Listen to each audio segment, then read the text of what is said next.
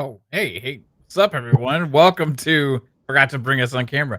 Welcome to FSP. This is episode number One, two, something. 126. 126. One As you place. can tell, I'm slowly delaying as I'm speaking to make sure I get the episode number right. But I hope you are all having a fantastic Monday. Coming off the heels of the Game Awards last week on Thursday, then we had some good discussions about it also on Friday.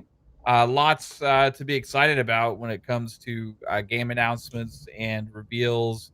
Awards on that show was it is what it is, right? Nothing actually too surprising is about what we expected, but we get to have our own say today because we're gonna have our own little, conversations, and it's not we're not gonna have like it's not a formal thing or whatever, but we're gonna go over our own personal games of the year in a few different categories. I kept it pretty simple, but and Fuzzy will be joining us here in a little bit. He is getting something done, and when he hops in, we'll make sure to get his thoughts as well. But right now, and also I think Psycho may be joining us also. Um, Oh, okay. yeah, I think he's going to be here tonight. Yeah. So far we have the amazingly talented, wonderful uh 3-bit. What's up, 3-bit? How's it going? Hey, I'm doing pretty good, man. It's good to be here for another episode, FSP. I can't believe we're 126. I kind of want to go back and look at the first episode I was on. I was just curious because Of fun speculation in general, or of FSP? FSP. Mhm. Of FSP. So I actually don't remember when I joined FSP. I know I was an early member of Xbox Ultimate, but I cannot remember for the life of me FSP, like when I Pretty joined. early, I think. I'm not Yeah, sure. it had to You be. would start to show up occasionally when you could, I Yeah, think, and then I was like, "Just come back, 3-bit." yeah. Because it was also easier for me because like I was on Xbox Ultimate for a while, and then Fridays just kind of sucked for me. So this became my main. But good to see everybody. Hope y'all get some gaming in. Christmas season is coming up upon us. I believe I'm on. Been playing a lot of Indiana Jones, which we'll get into. I believe I'm on chapter 4 of Indiana Jones. I'm getting there. I'm trying to take my time a little bit more on this Yeah. chapter. Um, just because when you were playing Indiana Jones, without spoiling too much, there's a lot to do when you get to these certain sections of the game, and I don't want to miss anything. So I'm really loving that, and yeah, it's been a good week overall. But happy to see everybody jumping into the chat. I see E-Ranks, Nisa, I got Soul, Game Shark. Appreciate everybody for dropping on in every single time we do the show. It's always awesome. So yeah, appreciate you for bringing me on, and here we are. Right on, man. Appreciate you being here as always. And yeah, we had we talked about it a little bit last week, but you weren't you weren't on Xbox Ultimate on Friday, right? No, no, I couldn't Yeah, make so it. I wanted to kind of just get your overall. No, now we've had time to marinate a little bit after the Game Awards on Thursday, and thanks for joining for that Yeah, show, by the way. yeah, that Also, was awesome. but yeah, just kind of like overall sentiment now on your feelings after the weekend. Yeah, that was a fun show to be on. The Game Awards overall, I thought was a great show. I just rewatched it not that long ago. Presentation wise, pacing wise, I thought it was great. I will always criticize it almost every year because it will always have the same problem when it's called the Game Awards, right? I'm always gonna have a problem with the awards section of this until they fix it. Until they make the show in January where they can have every game be accountable. Until they start or stop putting like dumb things like putting an ongoing game like Helldivers 2 where it just got going. So how can it be ongoing when it just got going? sort of situations, just like things like that. And until they stop doing that, it's hard for me to give it like a high score if I'm taking into account the awards section of the game awards. However, the game section, the presentation section was like amazing. I thought they had a lot of um, great surprises in there. It's probably the best year for them if you really take into account of what was there. You had Naughty Dog have their game show up here. You had The Witcher 4, which was big for me. You had a ton of like Eastern presence here with a ton of games with different Eastern games like Nusha and a bunch of other titles. So for me personally, it was a really great show. I know some people had their critiques or whatever, but overall, it had a lot of things I just wasn't expecting to be here. So Outer Worlds 2, that was great to see it here as well. And yeah, I think we all kind of predicted, if you guys watch our reactions, we kind of predicted Astrobot would win. I was hoping they'll do a little something different, but yeah. I think we all knew Astrobot would win. It was um, something that the media constantly praised up, and it's not my personal game of the year. We're going to get to what our personal game of the year is. Um, but I thought Astrobot was a great game. I played it a little bit. Just not my game of the year, but it was a fantastic game. So yeah, overall great show. I give it still my rating is pretty much the same. I give it an A.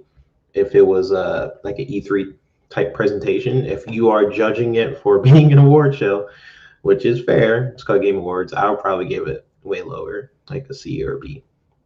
Yeah. But great show overall. I had a lot of fun with it. Yeah, it was a great. I mean, they had I'm a sucker for new game announcements. Right, that's like my favorite thing. At watching any awards show, I like seeing updated or first looks at. Hey, we finally get to see gameplay. What is this game actually going to look like? Or all these other kind of reveals, but like new game announcements always get me really excited. Because hey, that's more things to look forward to. And for some reason, I'm always in this like, what's coming next? What's coming next mentality. And that's the way I Yeah. always am with everything. So I'll like play a new game that I've been looking forward to for years, and I'll play it for like 8 hours, and I'm already thinking about what's coming next. You know what I mean? As opposed to like just living in the here and now. Maybe that's why we're always looking ahead, talking about the years ahead with gaming, and kind of see things differently than some others Yeah, that are once always something is announced, I'm like, cool. What about the yeah, sequel? Like it's just I get that mentality as yeah, well, for yeah. sure. It's just like about being excited for the future or whatever. Like I do that with movies and stuff too. It's like I always get like super pumped for whatever's around the corner. But yeah, it was a great show. I think overall, I mean, it was the best game awards I've seen. Not Yep. the best game. I'll call it the best December gaming event for game announcements I've seen, Yes. Yeah. minus the actual awards. Yeah. If we Yeah. are minusing the awards, it was a fantastic show. If we are plussing the awards section, it definitely loses points every year. It does it because it does the same problems each year. But I have a list of a bunch of games that was there because I forgot honestly a lot of it because it's a pretty long show. It was like we watched it for like 3 hours. Rematch, that was a surprise for me. It was basically an arcade soccer game where it had Oh, the I forgot about that. developers from Sifu. Yeah, it was like they're making this and like Yeah. as a follow up. I was like, that's it was Surprise. surprisingly Yeah, different, but that was it looked awesome. yeah, that was cool. I kind of like that because it's like I guess if you were looking for expanding their studio a bit, it's always good for certain studios to just try something else, go into a multiplayer space, and it looks fun. Like it looks like it could be the next sort of. I thought of Knockout City when they showed it, honestly, in terms of like how fun it could be. Missed that game, RIP. And then Witcher 4, of course, Elden Ring Night Rain. That was a game that Steele was going, he was going like ecstatic for. And for good reason. That was just unexpected, like an online Elden Ring type game. That might encourage me to play a little bit more, just because when I'm playing Elden Ring, I did play a little bit of co-op, but I feel like it them going more in that direction would encourage me to play because I'm not really a Mhm. Souls like gamer, I guess. Project Robot was like their Shadow of the Colossus Eco Last Guardian type Yeah, game. yeah, yeah. Have you played any of those games, man? I Have I you played like think I did, Shadow? like, Shadow of the Colossus, no, for sure, I didn't. I can't Or, remember if I, like, just booted up The Last Guardian once or something, yeah, but, like, didn't really I was never like, for some reason, those games, when everybody was all excited and everything for those, and I'm like, "Eh, you're like, cool." it's okay. Yeah. Yeah, I just never they never I was never, like, excited for those ones. I don't know why. Yeah, it's pretty good. Yeah. I liked Shadow of the Colossus. Last Guardian I couldn't really get into, but it wasn't the game's fault. It was just more Yeah. so like, I know, like, there's some that, like, think those are, like, the best games ever. You know what I mean? So, you know, I understand the significance, obviously, of another game from the developer, and, I I know that there's several people that consider Shadow of the Colossus like a masterpiece treasure, you know what I mean? yeah. Like, so The Last Guardian was like a huge deal when it released. Um, so I know that this game will be a big deal when it comes out. It's actually coming to Xbox too. Oh, is it? Yeah, just Oh, crazy. I did not know that. That's awesome. Then we had Split Fiction, which was the game from Hazelight Studios, Joseph Ferris's co-op adventure. I will be. I was really excited when this game came on, just because It Takes Two was my game of the year, and there needs to be um, more studios that focus on like split screen games because I feel like as we go more towards online experiences, more towards like um, I don't know, like these multiplayer games like Marvel Rivals and things like that, it's like we're also losing the split screen co-op couch experience. So it's cool that there's basically Joseph Ferris' studios kind of focusing on co-op, like great co-op games.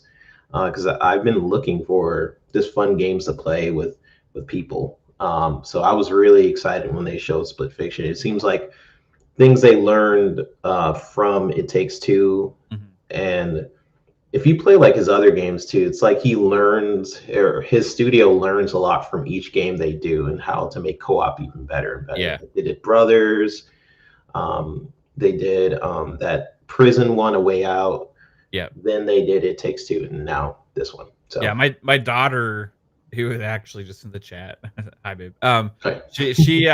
She will be really excited for Split Fiction, because Yes, she loved It Takes Two, yeah. absolutely loved it. So it's gonna be so good. And they actually had another co-op type game from the people with Overcooked. That's somewhere in this list, but that one looked great too. So glad to see co-op making a splash on here. I'm not gonna take over, but I just wanted to read some of these because Yeah, no, go for a it. lot of it was I was really excited for, just to remind people like there was a lot here. Borderlands 4 was Mhm. here. I didn't play 3 as much, but I didn't hate 3. I thought 3 was a fantastic game. It's just there's just so many so many games out. Um, but Borderlands 4 made an announcement here for the first time. Virtua Fighter is Yeah. making a comeback. That was here. That's pretty big. That would be like a announcement that you'll see like on a Sony stage or Xbox stage or something like that. Project Century, I thought that was like Sleeping Dogs when it popped up on the screen. It's basically from the people who did they did. What was the last game they did? Just the Yakuza games. Yeah, Um, they and- do all the Yakuza games and stuff. yeah. So now this is like their next one. Turok. I haven't played Turok since the N64, Mhm. but I used to play that Turok all the time. So it was cool. It was like nostalgic to see that here. Warframe is coming up with the update. I think it's already out. Um, they just had a ton. Sonic has a little thing. Mafia Old Country. I wish they showed a little bit more of. Yeah. Oh, that looked great too. But the Sonic is this new Sonic racing game, which Yeah, I love the Sonic racing games. yeah. I love Sonic. Anything Sonic. Everybody know I'm a big fan. Do I have the right mic selected? I'll check. Map talk while I check my mic real quick. Yeah. Yeah, I mean, there's a little echo, but I think it sounds It's not too bad. no, it's not. I'm pretty sure it's the right mic, but I It don't might know. just I'll turn it up a little bit yeah. or something. No, your audio level is good. I think it's just a little echoey or whatever. Oh, It's okay. you're good. You had the Okami sequel, which a lot of people was like ecstatic for. I only played the demo years ago when PlayStation had like a magazine they would give to Mhm. people. They had like a Okami on one of the demo discs, and I played it. I remember being like, "Ooh, this is great." I'm pretty sure I played it on PS and liked it back then. But it meant a lot to a lot of people, but not really Yeah. much to me. Yeah, Um, it was like for him, it's like, and this one's for everyone. I'm like, yeah, yeah, that was awesome for everybody that really like I never played Okami also. But yeah, it's I know it's like a big game that was one of another one that's many people hold in that kind of regard, right? So yeah, it was a huge announcement. So it's cool seeing these franchises that were being sat on come back. yeah, Onimusha was the other one, um, like that, and even though I'm not don't have as big of a history with some of those games, right? Like, I understand the relevance of these franchises that mean a lot to people coming back. So for me, it's still exciting in that way, and it makes me look forward to, okay, well, maybe this will be the one that I gets me interested because I missed it the first time. You yeah, know what I mean? yeah. And yeah, there was a couple of franchises I guess that came back. Like Onimusha, Virtual Fighter, a couple ones that like out of nowhere came back. And then the last two ones, because someone mentioned it in the chat, was Outer Worlds 2 Mhm. showed up here. And a hilarious, hilarious trailer. And then Intergalactic. That was Yeah. like the main ones, I guess. Intergalactic looked great. I recognize the actress um, like the main character was showing on the screen. Yeah, She yeah. was in what show was she in? Dang, I had it right before I brought it up. But she was in some show I watched, and she's a great actress. And then I knew it was Naughty Dog just because like Yeah, just like her you were movements. calling it. I thought it might be Cory Barlog's game. Yeah, it Um was just like the model and the Mhm. lighting style. It just looked like Naughty Dog to me. Like especially, it just reminded me of Last of Us, just the way like rub their face and there's like little minute details. I'm like, yeah, that's Naughty Dog. Looked great. I love the style. It had a lot of brands in there, like Mhm. Adidas. It had a Porsche ship, Yep, and they had the Sony, disc, right, the for Sony the disc. yep. Yeah, That was pretty good. I Some people had an issue with that. I'm like, if that's us used in that kind of way, I have no problem with it at all, you know? I actually kinda like seeing it because it's more familiar. It makes the world more familiar, makes it seem kind of like this cross between reality and fantasy, you know? So, yeah. It um, depends how you do it. Like I think yeah, they did it right because the whole thing about the cyberpunk style, I guess, is like it's heavily branded on purpose. Like if you look at like that the Fifth Element and stuff. You'll see like McDonald's, Mhm. for example, right? It's like you'll see a futuristic McDonald's and things like that. I think if it's done the right way, you can get away with it, especially if it's in the future. If it's more so like what they did with Spider-Man 2, where they changed Spider-Man's costume to look more like an Adidas, that I Mhm. don't know about that. Like that costume was hideous, by the way. That was like the worst Spider-Man costume I've seen. So there's a good way to do it, and then there's a bad way to do it. But let me reset my mic. People talk Well, about it. But tap on it real quick. See if yeah, it's not the right mic. okay, I'll figure Yeah, it you just out. need to select a different one.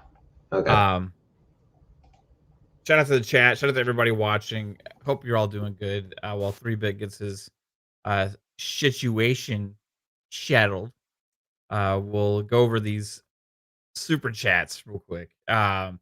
We got a coming in on a Monday like he always does. Brandon Martin hit us with a $2 super chat.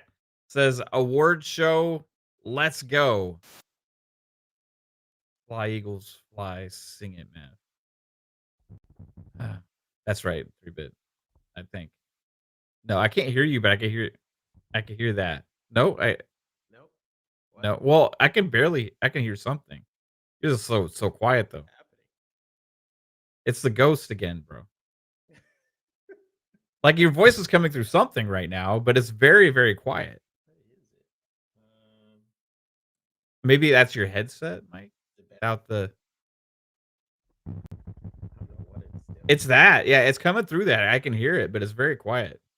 Why is it so quiet? I think I messed it up or something. Now it's coming louder. Whoa. Pause. Oh no. It sounds normal now. It Say does? something. Test 1 2 3. Test 1 2 3. Super chat Brandon Martin award show. Let's go fly Eagles fly. Sing it, Mav. Fly, Eagles, fly. Is it fine? You're not giving me an answer. It's fine. Yes, it's Okay. fine. Okay. Fly. I don't want to sing that song. Fly like an eagle. Well, that's not the same one. Oh. But yeah. The Cowboys won, which didn't really help anything. They just moved down the draft, but is what it is. Shout out to Brandon. Thanks for the $2 super chat. And we also got a $5 super chat from Alvin. Shout out to Alvin. Says every dev who won a major award got on stage at least once. Metaphor, Helldivers, Hellblade, Final Fantasy, Wukong, etc. All once on stage. Only Astrobot twice. Yeah. Are you calling for a bias here, Alvin? What are you trying to say? Yeah, what we trying to insinuate, Alvin? I will say that I guess for like the game of the year winner, it's not that you would expect them to be on stage maybe more than once. I don't know. Yeah, Maybe. I don't you know. would think so, right? I mean, Like I'll just say this: if Fable wins next year and they're the only ones that get to go on stage twice, I won't be saying like there's a bias or anything like that in that regard. But the Game Awards inherently, I think the main problem is with the categories and the fact that there's no rules or rhyme and reason to the genres and the categories. They need more categories and they need some kind of like some you kind need of to just at this point not make these journalists need to not do it. It needs to be somebody else yeah, at this point. take it out of their hands. Yeah, just be like, I don't know who could do it though. the community. Just put it all in the powers of the community. Yeah, but they're like you get black with Wukong, the players because we're familiar with our community of like the actual hardcore gamer community, but people that care about gaming news and stuff. But these companies are just it's gonna be a popularity contest of like player base at that point, you know? Like True. how Black Myth Wukong won player's voice, right? True. Yeah. So That was like interesting. The developer afterwards was basically like mad. I think it was like a producer or something. Yeah. Look, she's saying you're good at singing. You can do. I heard your Mabby Wines, your Mabby Wine Yeah, soundtrack well, that mixtape. wasn't my best. I wasn't trying here. I can do better. Well, yeah, just like some developer from Wukong was basically saying like we should have won Game of the Year. I'm like, bro, you be happy you were there in the first place. Like, Oh that was yeah, the lowest he was a rated. little salty. Yeah. Yeah, he was the lowest rated Game of the Year game in the category. Like, okay, I thought like Dragon's Dogma would have taken place. So I don't know. That was Yeah. Yeah, there was he had said basically like I don't even know why I came there all the way there for nothing. Like I'm like, wow. Well, like, I don't know wow. if that because it's translated from Chinese. I don't know if it's like 100% context or Watch intention you is the translate and it's like this same. was a waste of time. It gets worse. Right, but it like saying he came all the way there for nothing was like, wow. Like, I mean, they still got some awards and got a lot of recognition at the Game Awards, but to make it seem like it's like all or nothing, like Game of the Year, where this is pointless. Yeah. We shouldn't even be here. Like that was kind of a little Yeah. weird. And but I do agree with them saying like I don't understand what it takes to be in the like what it takes to be a game of the year or what it takes to be in the awards or whatever in general because that's the same kind of argument we made about the genres and the Yeah. categories to begin with, right? They're just all over the place, no rhyme or I reason, mean, no if that's the rules. argument, then yeah, Yeah, like a lot of the games that are in these categories. I mean, we talked about it. Like, it doesn't make any sense. yeah. But that being said, they were nominated, so he shouldn't be upset about that. They just didn't get enough votes, right? So yeah, maybe he's upset because kind of a platformer, not really innovative game one that isn't doing the pushing the boundaries like something like Black Myth Wukong was, Yeah. right? Yeah, maybe. So Alvin makes a good point. He say if you're wondering why the Wukong devs are mad, probably don't understand Chinese culture. I get it could be a cultural thing as well, but it's just it's I don't know. I feel like a lot of what we complain about with the Game Awards is the fact that like certain games shouldn't be in that category. Like when you're talking about what was like last year, they put Cyberpunk mhm. for ongoing game last year. And then Um, this year, Shadow of Erdtree's in Game of the Year, but not an ongoing.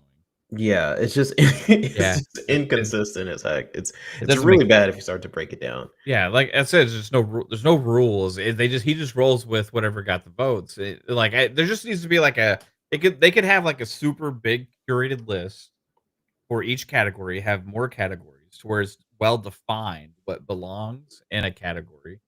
And then I think you increase the player percentage, how much the player vote counts, and then also um expand upon the media that's allowed to vote as well. Because I think if they were to go to more of like the um smaller outlets as well, not just the bigger, then you would have more passionate gamers, not just the people that are good at writing. So they got this job at game website and they aren't necessarily as passionate about the whole industry as much as just whatever they happen to be familiar with, Yeah. right? So, Won't be I fixed don't know. until this is why I've been talking about doing my own. If I was doing the game awards, um I would not make it in December. That's for one. Put it in January or February, probably like late January. Um and I would look at different games that have improved for ongoing game. Like if that's a category going to do ongoing game, I'm not going to put something like Helldivers 2, which has barely been it hasn't even been a year. So how do you know how good of an ongoing game that is? I would put something like Fallout 76 or No Man's Sky or something like that, or Diablo or something, just something that has a little bit more time. You could tell like that it's improving, because then you start rewarding developers for having a great ongoing experience, and like that just makes sense, like to be a live service game. That's why it was weird when they put Cyberpunk in that category. Like it's like you're rewarding developers for giving developers a better experience over time. So that makes sense for games like No Man's Sky, where over time it has proven to people that they are trying to have a goodwill with like gamers of improving the experience, adding content, et cetera, et cetera. So, anyways, hey, Psycho. Well, hello. Sorry I'm late. I'm a piece of shit. Sorry. You're good, man. What's up? How you doing? I'm doing good. I was outside sitting there playing Marvel Snap, and I'm like, oh fuck, it's 9:30. Fuck. It's a great That's game. hilarious. Well, Yeah. the last time I looked at my phone, it was 7:30. So I was like, oh, I got time. Da da da. And I got in some heated battles. Yeah. That game Marvel could be a Snap time lose sink. time. Yeah. That one could have won some awards. That would. Oh yeah. But Oh, yeah. Was there? So there is a best mobile category, but like also you would think like it was mostly newer games in the mobile category this year too, right? Like so like I'm surprised mobile doesn't have like the ongoing separate thing also. Yeah. Well, 100%, because there's a Because lot of most all of them are like that, right? Yeah. Oh, 100%. There's a bunch of stuff. There, Square Enix has stuff in there. NetEase and Netmarble and just a whole bunch of different. The new Solo Leveling Rising came out this year. If you're a fan of the anime, it's definitely one of those. Definitely check out. If you haven't watched it, it kind of catches you up, and it's a fun, typical mobile game that's in that genre.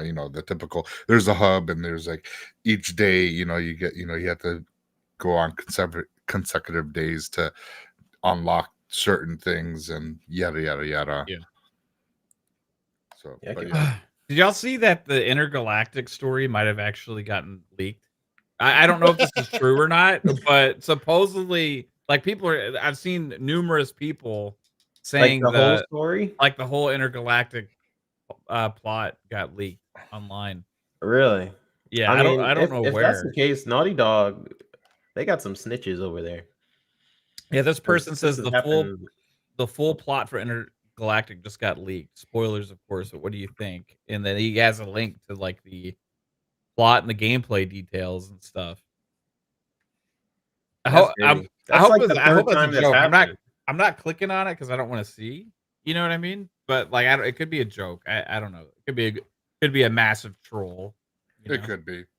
It could be, but I mean, historically, this has happened like 2-3 times with Naughty Dog, so it wouldn't be too far fetched. It would be kind of crazy if it happened again.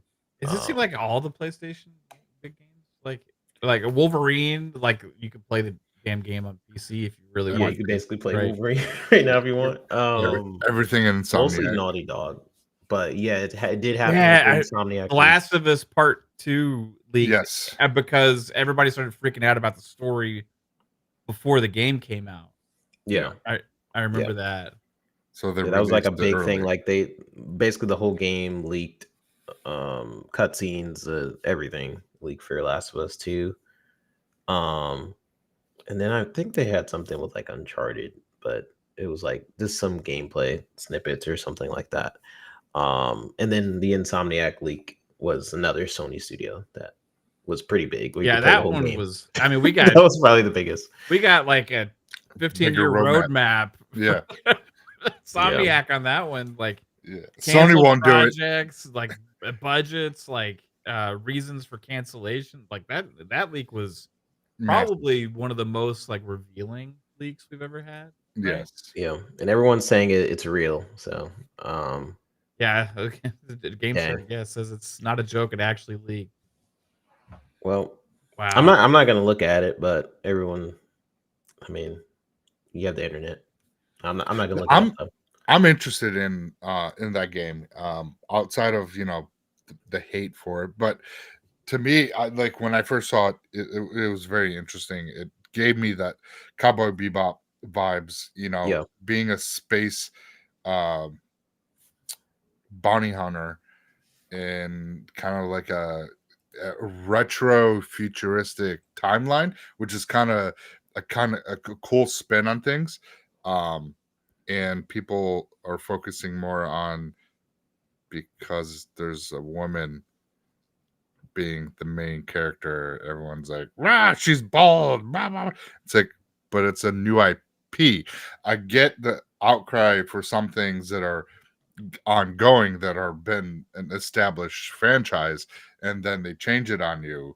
Outside of like Witcher 4, because we all, if you ever played Witcher 3, you knew this was happening. If it makes sense for like the story in general, because then you get something like Concord, right, where the concept of it just looks generic. It looks like the AI. It looked like the concept and AI art is all, I don't know. It just looked bad, but that didn't bother me at all. I like Naughty Dog's gameplay loop. Usually, I love their style and storytelling, things like that. I just, um, yeah, I don't know. It looked super interesting to me. I don't think I'm going to look it up, but it may pop up on my timeline and might, Yeah. certain things might definitely show up. Did anything else leak about it, like when they expect to release it, or was it just the plot? Because that's the one other question I've had about it is like how far away is it? I think it's a few years away, right? Oh, 100%.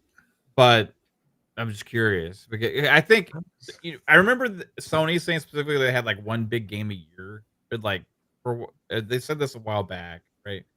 And so that would mean if we look at the pipeline, right, for their first party tentpole studios, you have Ghost of Mhm. Yote next year, right?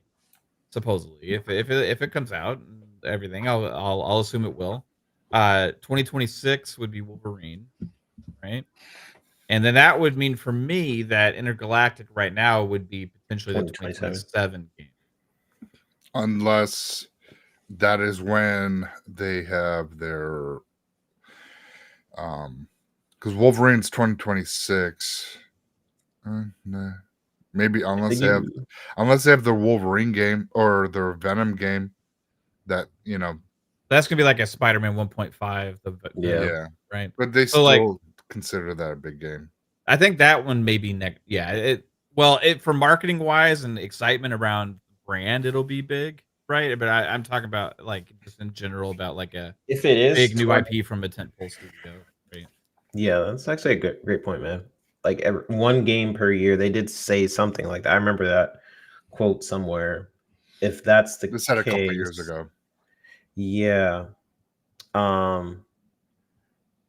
This was Then in regards to how big the games are, the budgets of them, and how they've gotten Correct. to where like they're planning, like that's what their plan is to have one of those massive ones yeah, per year, but they also fill it in with other things, and then like they have their second and third party deals and all those other kind of things too, right? to like fill it Um, in, yeah. yeah, Death Stranding 2 will be for them next year. We have And then their console, so maybe they'll do Intergalactic with their next console, maybe a which launch should be. title. That's what Yeah. I'm thinking. 2027, 2028. 2028, depending on when they're No, it'll be 2027, and then the new console will end up coming out 2028, and then in Sell it the remaster. 2029, you know what's coming. 2029, it'll be Remaster. you'll get the remastered. definitive edition Yeah. Yeah. for pay extra $10. Oh, it'll be $20 and then. we replace some of the characters with these other characters. It'll be $20 because now it's Right? the whole next gen aesthetics that they're gonna push. Yeah, that sounds like Sony. So they'll probably do that. In terms of Spider-Man, I don't know. Well, Insomniac, there are beasts. Like they can develop games really quickly. Like So I can see Obsidian. Wolverine. I can see they develop games pretty quick. Now, was it polished? Spider-Man 2 was not polished in my opinion. No. But Wolverine next year, I can see happening. And then since The other one's kind of like a 1.5 situation. If that's still the plan to release a Venom game, then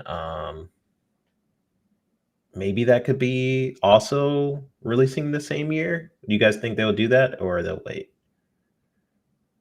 Like, where would Spider-Man be in that scenario? Because if you have Wolverine, Yeah, I think the Venom thing is next year. I think you think it's next year year? after that. Yeah, I think that's what the plan was. Do you think how Because they many canceled those other movies? DLCs for it, so I think they Yeah. just put everybody on the Venom thing to make sure they have another thing for next year. You That's think they kind of. split their teams? Because like Wolverine's supposed to be like a bigger I think thing. the Venom thing's not even something they've been working on. Yeah, Yeah. they're gonna reuse assets. You know, Yeah. they already have I mean, they already have the half the I game. mean, they've been working on Wolverine even before Spider-Man came out. Spider-Man 2 came out. Yeah, So, I think that you'll have, if I was to guess, I think you'll have the Venom expansion next year. Yeah, unless it was canceled. It very well could have been. Who Yeah, knows? Alvin says I bet Venom got canceled. We'll see. I mean, I don't think I think they're saving that one, but we'll see. I mean, maybe it did. Well- If I was to guess, I would say Venom's next year, along with Ghost of Yotei, Death Stranding 2, right? And those are kind of like their three big. Hey, this is stuff to be excited for. Although they recently came out with a 2025 games to be excited for, and like there was not a lot of exciting things on that list. yeah. So unless they're holding stuff back for announcements, but by this time they usually would have announced something like that if it's releasing the next year. So it's hard to say. Either they're holding back the announcement, or it got delayed, or it was canceled. One of the I mean, it's I got don't to be think one of the three. I don't think it got canceled only because they're going to try to recoup some of that Spider-Man 2 money, and what an easier way to, when you already have assets because of Spider-Man 2, make a Venom game like Miles Morales, which is not do a 25-hour ish type of campaign Yeah. that you had that kind of And if you played Spider-Man 2, Venom, you can play as Venom in Spider-Man 2, so they already have the gameplay. yeah. So there's not much. They're not building from scratch. They can quickly, like Miles Morales. It took them 2 years to get that game out, and I can see them doing that now because Miles Morales, or not Miles, but Spider-Man 2 was what, earlier this year. Yeah, but okay, Psycho and Mav. What I never got about Spider-Man 2, something I talk about, is like they had the assets. They did produce it pretty quickly, but it was way more expensive than the first one. That's what I never understood. I think it's but IP. I think now with the Spider-Man and the Venom IP, like licensing fees, it doubled. And because now you have Craven also that was in there. That is also another Marvel IP. So I think the licensing was so high in that game. And Sony was kind of banking on this game doing like crazy banger numbers, and it fell short. And then they're like, fuck, we need to rethink this licensing stuff because they can what was it, like $400 million? It was a lot. Yeah, it was I either think like it was like three something. it was Almost. either So 2 to 300 million, I think. But I know the first one, it was definitely more expensive. It was like double or something the budget of the first one, and then yeah. it's hard to say exactly what the reasoning is. I mean, we all know that the development cost has like gotten out of control. Like we saw the size of the staff. Remember in that leak? They had the size of the staff, and it just like grew like crazy. I think that's a big part of it also. Because you can make. I mean, they made Spider-Man, the first one, with certain size team, but then like you balloon up to this massive size team and It produce was something that's uglier than really that one. kind of close to the same. I mean, it's an improvement, right? But it's not like this is changing things forever. Like this is doubly good, right? Like I don't understand how this happens with game development. How you can have a game like Path of Exile made by a smaller team, right? Look as good or if not better than a game made by like 10,000 people, Yeah, to right? me, it's It's like The it's the love. whole too many chefs in a kitchen sort of situation. You can have a lot yeah, of yeah. talented devs and people like, excuse me, I'm trying to get to my pot, and it's just when you have more people, it creates like Yeah, and more more. people doesn't necessarily make something better, No. right? Yeah, Yeah. yeah, When you have a smaller fine-tuned team that they can execute, okay, you have this section, this section, this section, and everyone execute it. But when you have a bigger team, you got multiple people doing things, overdoing, undoing what another team did, and now bugs occur and they Communication got to issues.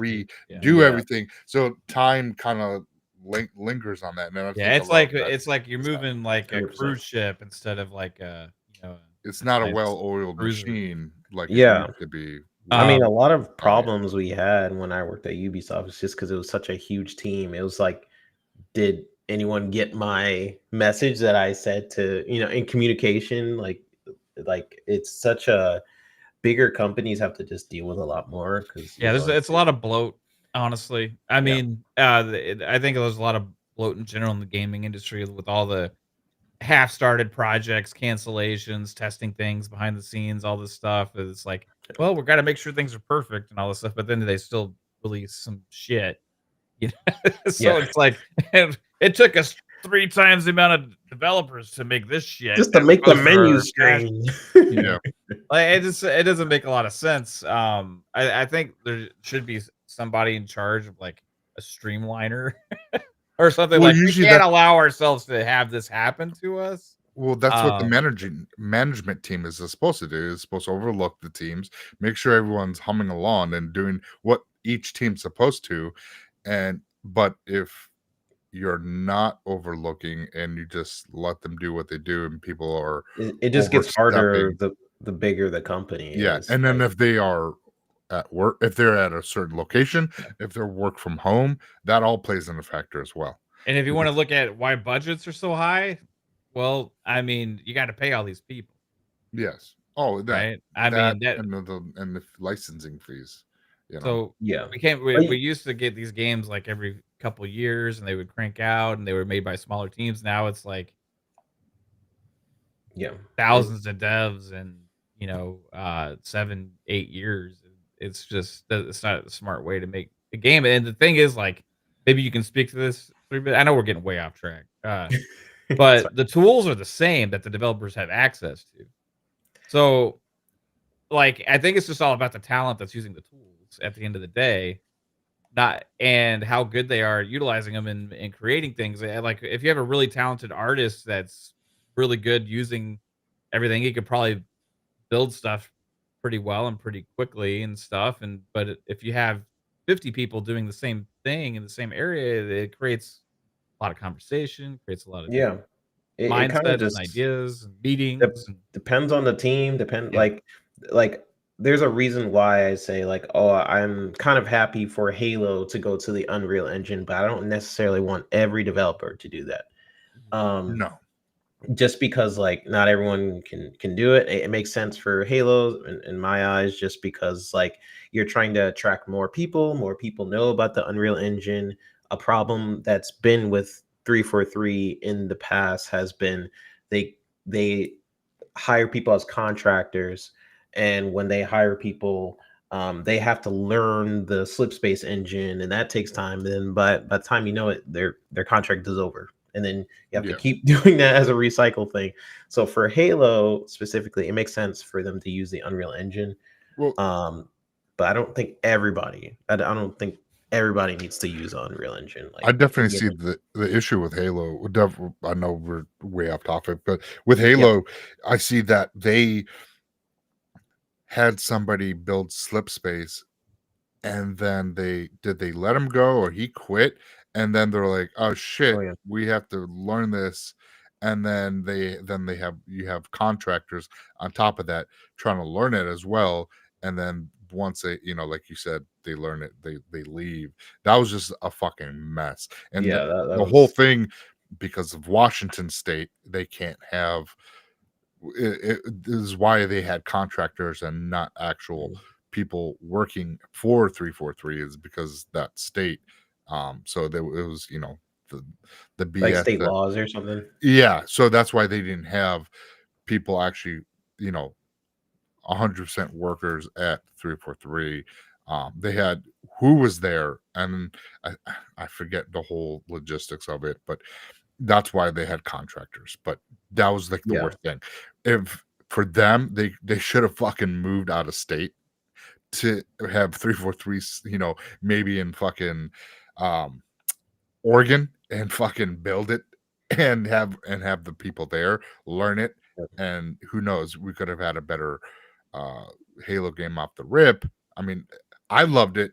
It just missing content, but outside of that, but yeah, we'll see. But yeah, it reminds me of when, like, with Spider-Man 2, the reason why I'm just it has to be licensing, it has to be hiring people, like what Mav is saying. Just because when I think about the production of a game like Spider-Man 2, like Spider-Man 1, you would think it would cost a ton more, right? Because you have to build up the Everything from systems. scratch. Yeah. Yeah, everything from scratch. You have to make sure Spider-Man can swing off buildings. You have to make sure that there's crowd walking around. You have to build pathing for enemies, so they can look like they're surveying the scene and walking around. And you have to build the mission structure. You have to do all this. You have to figure it out. That whole process takes a while. You would think that would cost more money, but Spider-Man 2 was double that, even though they had the systems in place. So I'm like, that, like, you would think you take it to your advantage that you have the system already there. Now just build upon it with mocap. Mocap costs, I'm sure, will go pretty high, but not as high as double than what they provided. So there's just some inconsistency there. I'm not at that studio. I do know they hired a lot more people and things like that, but they also they, like, that Spider-Man 2 was shorter than the first one. It was more buggier than the first one, so also had more problems. So that just shows you, like, hiring more people doesn't mean you're just hiring more cooks, but that doesn't mean it's more efficient. So I don't know. A lot of people efficiency. Yeah, that's the word. All right, and we got a member chat from none other than Game Shark. Says he's a member for 18 months. Says it's 3-Bit's fault. Astrobot won. What's up, fellas? Sorry. Yeah. What'd you do, 3-Bit? I mean, I told all the judges to vote for it, but I didn't think they would do it. why? I don't know. I like the title Astrobot. It's kind of like 3-Bit. It's fun. Astrobit. Oh, So, makes a lot of sense. similar. Well, man. But Poison, last thing before we move on, he said, who owns Venom gaming rights? I think Sony owns the movie stuff. Marvel. Sony, to my knowledge, owns anything Spider-Man. No, like the movie rights for Spider-Man, like his universe. Yes, the movies, not the games. So they don't own anything else. They don't own the merchandising. They don't own the games. They just own the movie rights. But because they own the movie rights and want him to be in Avengers and stuff, I think Marvel does make, like, deals with them. Like, well, yeah, they approached Insomniac before Insomniac was owned by Sony. Oh, okay, yeah, I didn't know. So yeah, like, Marvel approached Insomniac about it. Like, I remember hearing Insomniac in an interview, right? And I think Sony was like, "We need this, right? So we're gonna we're gonna get the publishing rights." And it was probably a conversation, three-way conversation there, right? Similar to what you would have had with Sony and Knights of the Old Republic, which has since been, who knows what happened to it, right? But they don't own the rights to that. But Aspire, whatever was the ones that were assigned, got the ability to make the game, and then Sony comes right. So and they talked about how that all came to be, and this other thing they had gotten leaked as well. So things aren't necessarily always just like what it seems at first, like Sony Spider-Man, right? But that's what Sony wants you to think. Sony wants you to associate Spider-Man with They wouldn't want that Spider-Man game to go somewhere else. But you have Spider-Man in tons of other games, like so it's not like a game exclusive thing for Spider-Man. It's just It's like an association thing with what they do with other stuff, kind of like the they're deals. making Wolverine. They don't fucking own Wolverine. Yeah. You know, I mean, there's not even a question about that. But they do that with like the Spider-Man skins and other stuff too. Like, look, ooh, we own Spider-Man, but they don't. They double down on that stuff. Yep, 100%. Well, I remember for 11 months, Thatch says, "Damn it, 3-bit." Hey, I didn't know. Okay, I thought Indiana Jones could slide under the door and become Game of the Year. Yeah. No. Unfortunately not. It's Unfortunately cut off. Fuzzy, welcome to the show, man. How's it going, dude? Thank you. Sorry for being late. Had to do a pre-recorded deal for upcoming movie. I'll get into more of that later. Excuse me, sir. What? It's not my movie. It's an adult. It's an adult film. No. We can't talk about it. There is a part where an adult might be needed, but yeah, no, it's it's a horror comedy. So I'll let you guys know. Is Bruce Campbell in it? No. Tromaville. So if you're a fan of Tromaville movies and like what do you call them? Toxic Avenger and the like. Yeah. Keep an eye out for a movie called Sweet Meats. Oh, it is an adult film. No. I was kidding. It's called Sweet Meats. Yeah, but it's not an adult film. But okay, I think they. So you say. We'll see when it comes out. I don't believe you right now. I think they picked that title because it has like a double meaning to some extent. But yeah, I'm pretty sure people will be like, "Wait, what? What movie is that?" But it is a blast. It is a comedy horror, and then it's small budget, but it's an awesome film. So keep an eye out for it. I'll look out for Sweet Meats. Absolutely. Well, this is perfect timing, Fuzz. Because we just went off the rails, off track, talking about bloated development cost, and we're talking about Spider-Man and all these other kind of crazy things that we weren't even trying to get into. Just happened naturally, as it usually does on our shows. But now's the time. We're gonna get into what show's all about. Because as I told you guys earlier, if you were here in the beginning of the show, we are going to be discussing our own personal games of the years in a few different categories. We're off the heels of the Game Awards where things don't make any damn sense. These are our personal things, right? So if you don't agree, don't throw tomatoes at me. It's 3-bit's fault. Remember that. If you don't agree with anybody's, there was some kind of influence from 3-bit. Okay, so you can pass the blame to him. Kind of like just a little bit. South Park blame Canada, just blame 3-bit. Yeah. Yes, exactly. Blame 3-bit. Blame 3-bit. Only had 90% of the vote, so that's only 90%. Yeah. Yeah. 3-bit had 90%, and then the rest of us had 3.33%. Yeah. So you guys had some influence. Uh-huh. You son of a bitch. Did 3-bit tell Harrison Ford that Melina Juergen's name was Melinda?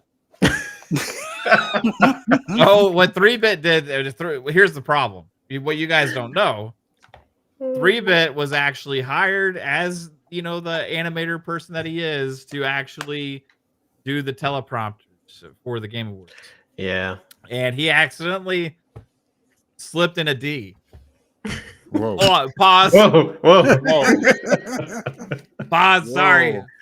Yeah, that was my bad. Yeah, my bad.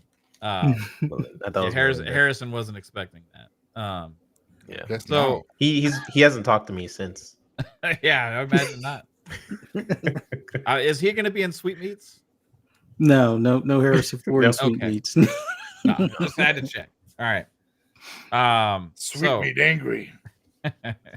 we're gonna get into our personal games of the year. So I wanted to keep it very simple, right? I just did 4 simple categories. One of them's interesting because I don't know if anybody's done this one specifically before. Maybe they have. But first one is going to be our single player game of the year. This is going to be like a single player game, not multiplayer focused. Second one will be multiplayer game of the year. Third one is one I was telling you maybe it's a little different. Game Pass game of the year. This would be a game that hit Game Pass this year. And which one was your favorite? Because we're all proponents of Game Pass here on the show. And then overall game of the year. So, and as always, I have put 0 thought into this. And I will be leading purely with what's on the top of my mind and my emotions at the time for what my feelings are. Because if you ask me in a week, I could maybe even change. But we're gonna go around. Now, Psycho said he was prepared. Oh yeah, I knew the moment. That's why I asked you. Hey, does my overall have to be what the other 3 topics are? Nope. And you said no, and I was like, got it. I fucking got it. All right. So we'll start with single player game of the year. Yes, sir. Psycho, what's your single player game of the year? So my single player game of the year is fairly recent. It's one of those that should have won game of the year, and that is Metaphor. Refantasio. Phenomenal game by Atlas. It's just so good, and if you have not played it yet or you're on the fence, pick it up, try it, you'll love it. And now you've actually played through several big JRPGs this year, which this year was an amazing year for JRPGs. Oh, it has. Just in general, right? I was in my wheelhouse. I was a giddy little boy, loving it. So, like you beat Unicorn Overlord, which is a task in and of itself. Did you play Grand Blue Fantasy Relink? Beat that too. Okay, you beat that too. You beat Visions of Mana. Yes. And then Metaphor Refantasia. I'm not finished with Refantasia. Okay. I'm still playing. But you're probably knowing you probably got a crap ton of hours. Yeah. So overall, like, you have like a ranking for those? Because I mean, they're all like top tier. God. Well, for me, it's going to be Unicorn Overlord number 1. Number 2 was a toss. Okay, so after Metaphor, right? Yes. Okay. Well, no, that's the thing. That's the thing, because like, yeah. So outside of my single player game of the year, like Unicorn. I love Unicorn. Right. I love Unicorn. So Vision of Mana was fantastic, and Grand Blue Fantasy was very short, but it was still good. Right. Am I missing any other big ones? Well, it's Dragon Quest HD 2D remake. Yeah, Dragon Quest. I'm playing that too right now. There was also was Soul Hackers 2? No, Soul Hackers. No, that was last year. Which that one is also showed up. I don't know if it was before, but it shows up. It was downloadable on PC for me on the Xbox app. Sandland entitlement thing. Sandland came out, but that's more action adventure than RPG. But yeah. Well, on PlayStation side, they had Final Fantasy VII Rebirth. That was the other big one. I didn't play it. I'm waiting for the actual Xbox version when they do the trilogy all on one disc. And I think that's what they're going to do. They're going to wait till the trilogy. The next one, they're probably pretty much said Sony. Sorry, it's not going to be exclusive. It's going to be, if it is, it'll be timed, and then they will have the trilogy for Xbox. Right on. Cool. Well, But I yeah. like it. Yep. So, Metaphor Refantasio, my single player game of the year. Well, let's move on to Fuzzy Belvedere. This one's going to be it was a bit of a tough one because I'm moving some of these around to allow for them not to be overlap. Like some of them, Yeah. I'll be honest, like until Indiana Jones, Stalker 2 is definitely up there. But I'll give it to you this way as far as how they are arranged. So for single player, and it's only a single player at the moment, there will be a multiplayer component next year, but we'll talk about that next year. Stalker 2 is my single player game of the year. Now, what is it? Why Stalker 2? Is it like just that much captivating for you, single player wise? Like, yeah, being a looter shooter fan, even though it's not really a looter shooter, but it's kind of along those lines, and always wanting something that was like a single player Escape from Tarkov type of game, as well as being a fan of like the Metro, but I kind of like their lore a little bit better as far as the mutants and the anomalies and things along those lines, and just the fact that choices matter. Like you see repercussions or consequences, like not necessarily instantly, but sometimes you do see them instantly. And just that it's like a living, breathing world where you have creatures trying to kill you, anomalies and ghost type of things, or poltergeists or whatever trying to kill you. You got regular not actors, but like the regular NPCs that are either trying to kill you or trying to get you killed or trying to pull one over on you or something to that effect. Or you could do the same to them. Just all of those types of interactions just hooked me pretty much instantly after I got past the fear of dying. Like once you get past the fear of dying, it's like, yeah, I'm gonna try this. And there's just so much random stuff that you can stumble across, and you can go that same path another time and it's a totally different outcome as far as the anomalies there, or if you get trapped in a storm, or if you don't, if you do make it to shelter in time and stuff like that. And then you'll come across random NPCs that you may want to help or that you may want to rob type of deal. But there's just so much to it that hooked me on it. And I put a lot of hours into it until I started Indiana Jones, but I love the game. The visuals, even though they're not the prettiest visuals of the games I've played this year, it's up there. The world, the size of the world is awesome. The weapon feel is awesome. Some of the repair costs not so awesome, but they kind of worked on that a little bit. And then just getting used to how some of the anomalies, well, not the anomalies, the artifacts work to your advantage, or getting ones that work to your advantage. It's just an awesome game. It's everything. Like me being a huge Division stan, this is kind of like Russian Division kind of thing in a way for me.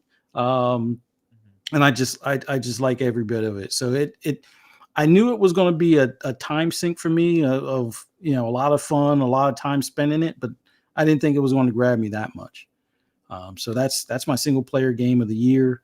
Multiplayer, and we'll get into that later. We'll get into that after. Okay. Yeah, we're gonna go around. We're gonna go the rounds. But that's awesome, man. Stalker 2, special game. Yeah, I think so. Sure. All right, Rebit, you're up, man. What is your single player game? So you're not allowed to say coffee talk. This was kind of hard. I kind of went back and forth between my overall and this. So I'm going to save my overall. First, my single player game of the year, it is Shattered Space.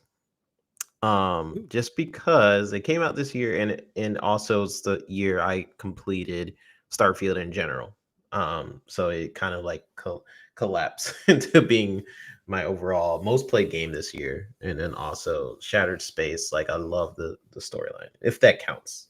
3-Bit just pulled a Shadow of Erdtree. Yeah, I pulled a Shadow of Erdtree. If they could do it, then I can do it. That's fine. That's But no, I thought it was such a cool DLC. Like it had a lot more like space missions, and um I love the new weapons and stuff they introduced. It was dope. It was overall really cool. I love the colors that are on that world. It's like this pink, like I don't know, this like red sun with like this pink sky and everything. It was just beautiful. I took way too many pictures that I have to clear out. And yeah, amazing. Amazing Of game. course you did. Yeah. Yeah. Took a ton of pictures. But it was between that and something else, but I'm gonna save it for my overall. It's funny too because like I had put this in the DMs, and then Kate was the first one to respond with all 4 categories. And she just said Starfield. And like even for the multiplayer, it's not even a multiplayer game, but she's For still put multiplayer, it there. Starfield. Yeah, it didn't matter. She just was so into Starfield. So good. So I agree with Kate. Right on. So single player for me, I'm gonna roll with it's very hard to choose, right? Because I also wanted to try and keep my games different, for the categories, because that way I can talk about more games. Yeah. So for this one, I'm actually gonna go with Dragon's Dogma 2. Why? And Okay. because Why? why? Not like a bad Why, one. son of a bitch? Why, man? Why would you Ugh. pick Dragon's Dogma 2? Sorry. Why that one? Yeah, why My not DLC? God. Ugh, I could have chose any other. What's wrong with your taste in video games? Ugh. You're the host of a gaming podcast? Bleh. Anyway.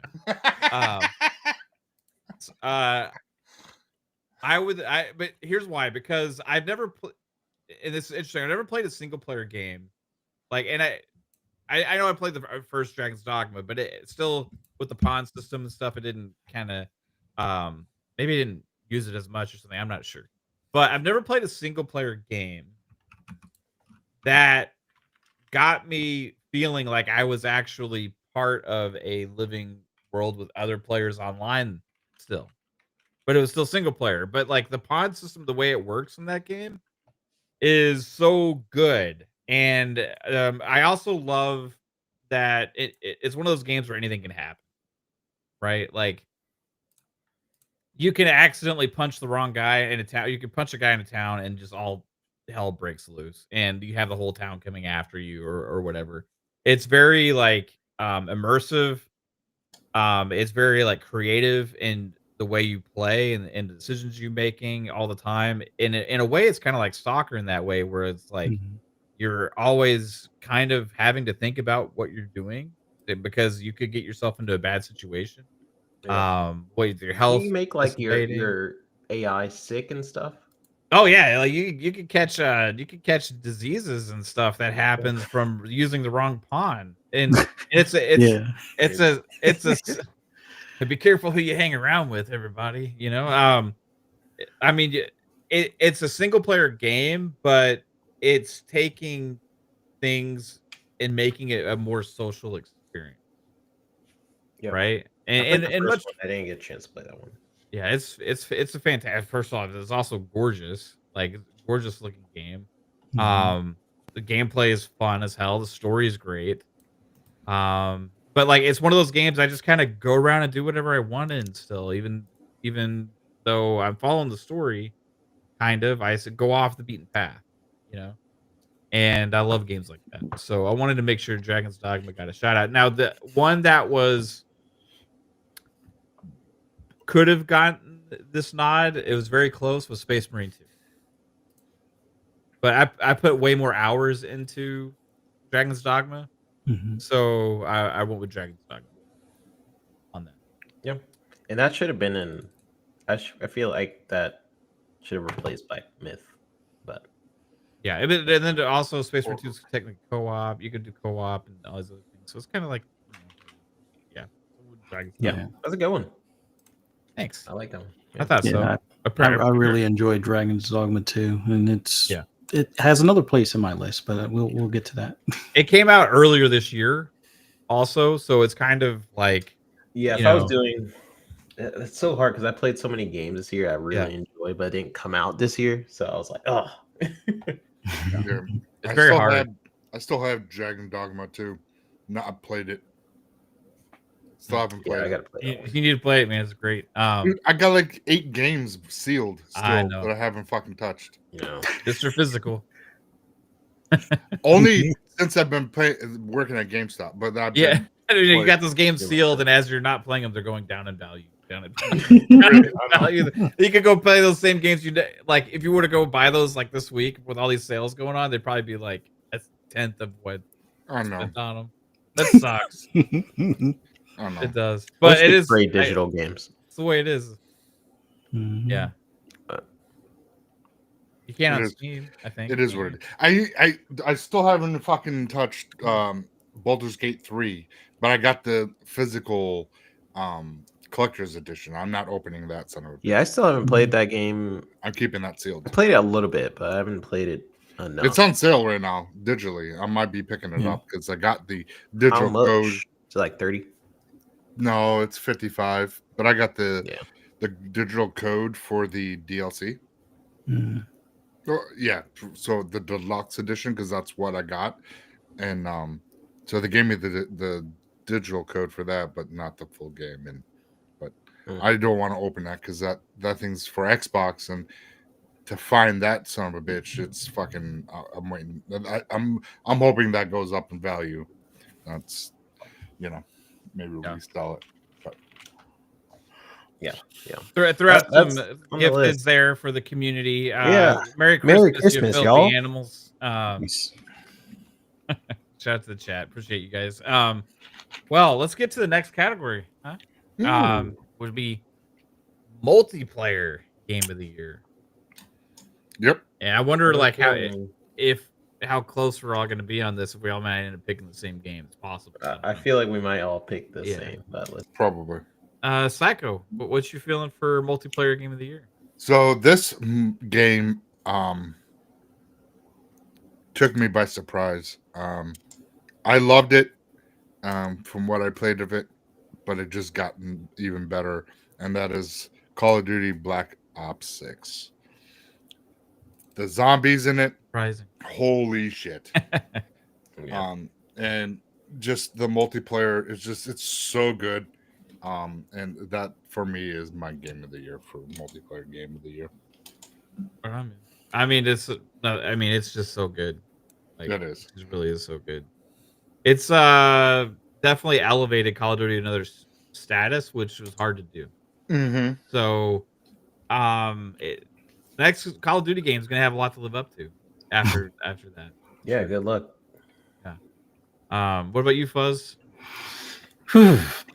I almost forgot about this one, but I spent a ton of time in this one, and it kind of caught a lot of us by surprise. The First Descendant. I wonder if that's what Pong would have picked. Yeah, I haven't touched it in a while, but like, man, the fact that you could join other like random players' instance by just shooting enemies, helping them out, or go into like the little checkpoint thing. Like I really hope Division steals that for Division 3. Yes. But it was just awesome hearing like gunfire in the distance. And just like the way the Dark Zone used to be, it's like, oh, you want to go towards the gunfire and see what's going on. And it's like, oh, you start shooting because you see the person's like overwhelmed with whatever enemies are swarming them. And it's like, oh, you're part of that instance and you can help them finish that mission.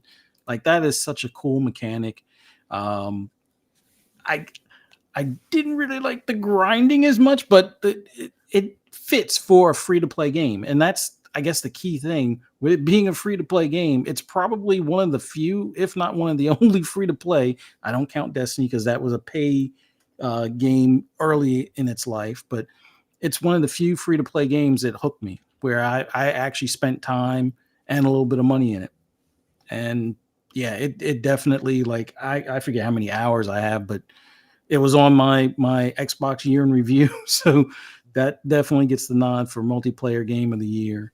Diablo would be up there as well, but I haven't bought the Vessel of Hatred yet, and I purposely have been holding off on that to play some other games, because I know if I did buy that, I probably wouldn't have touched, Stalker or Indiana Jones or a number of other games at that point.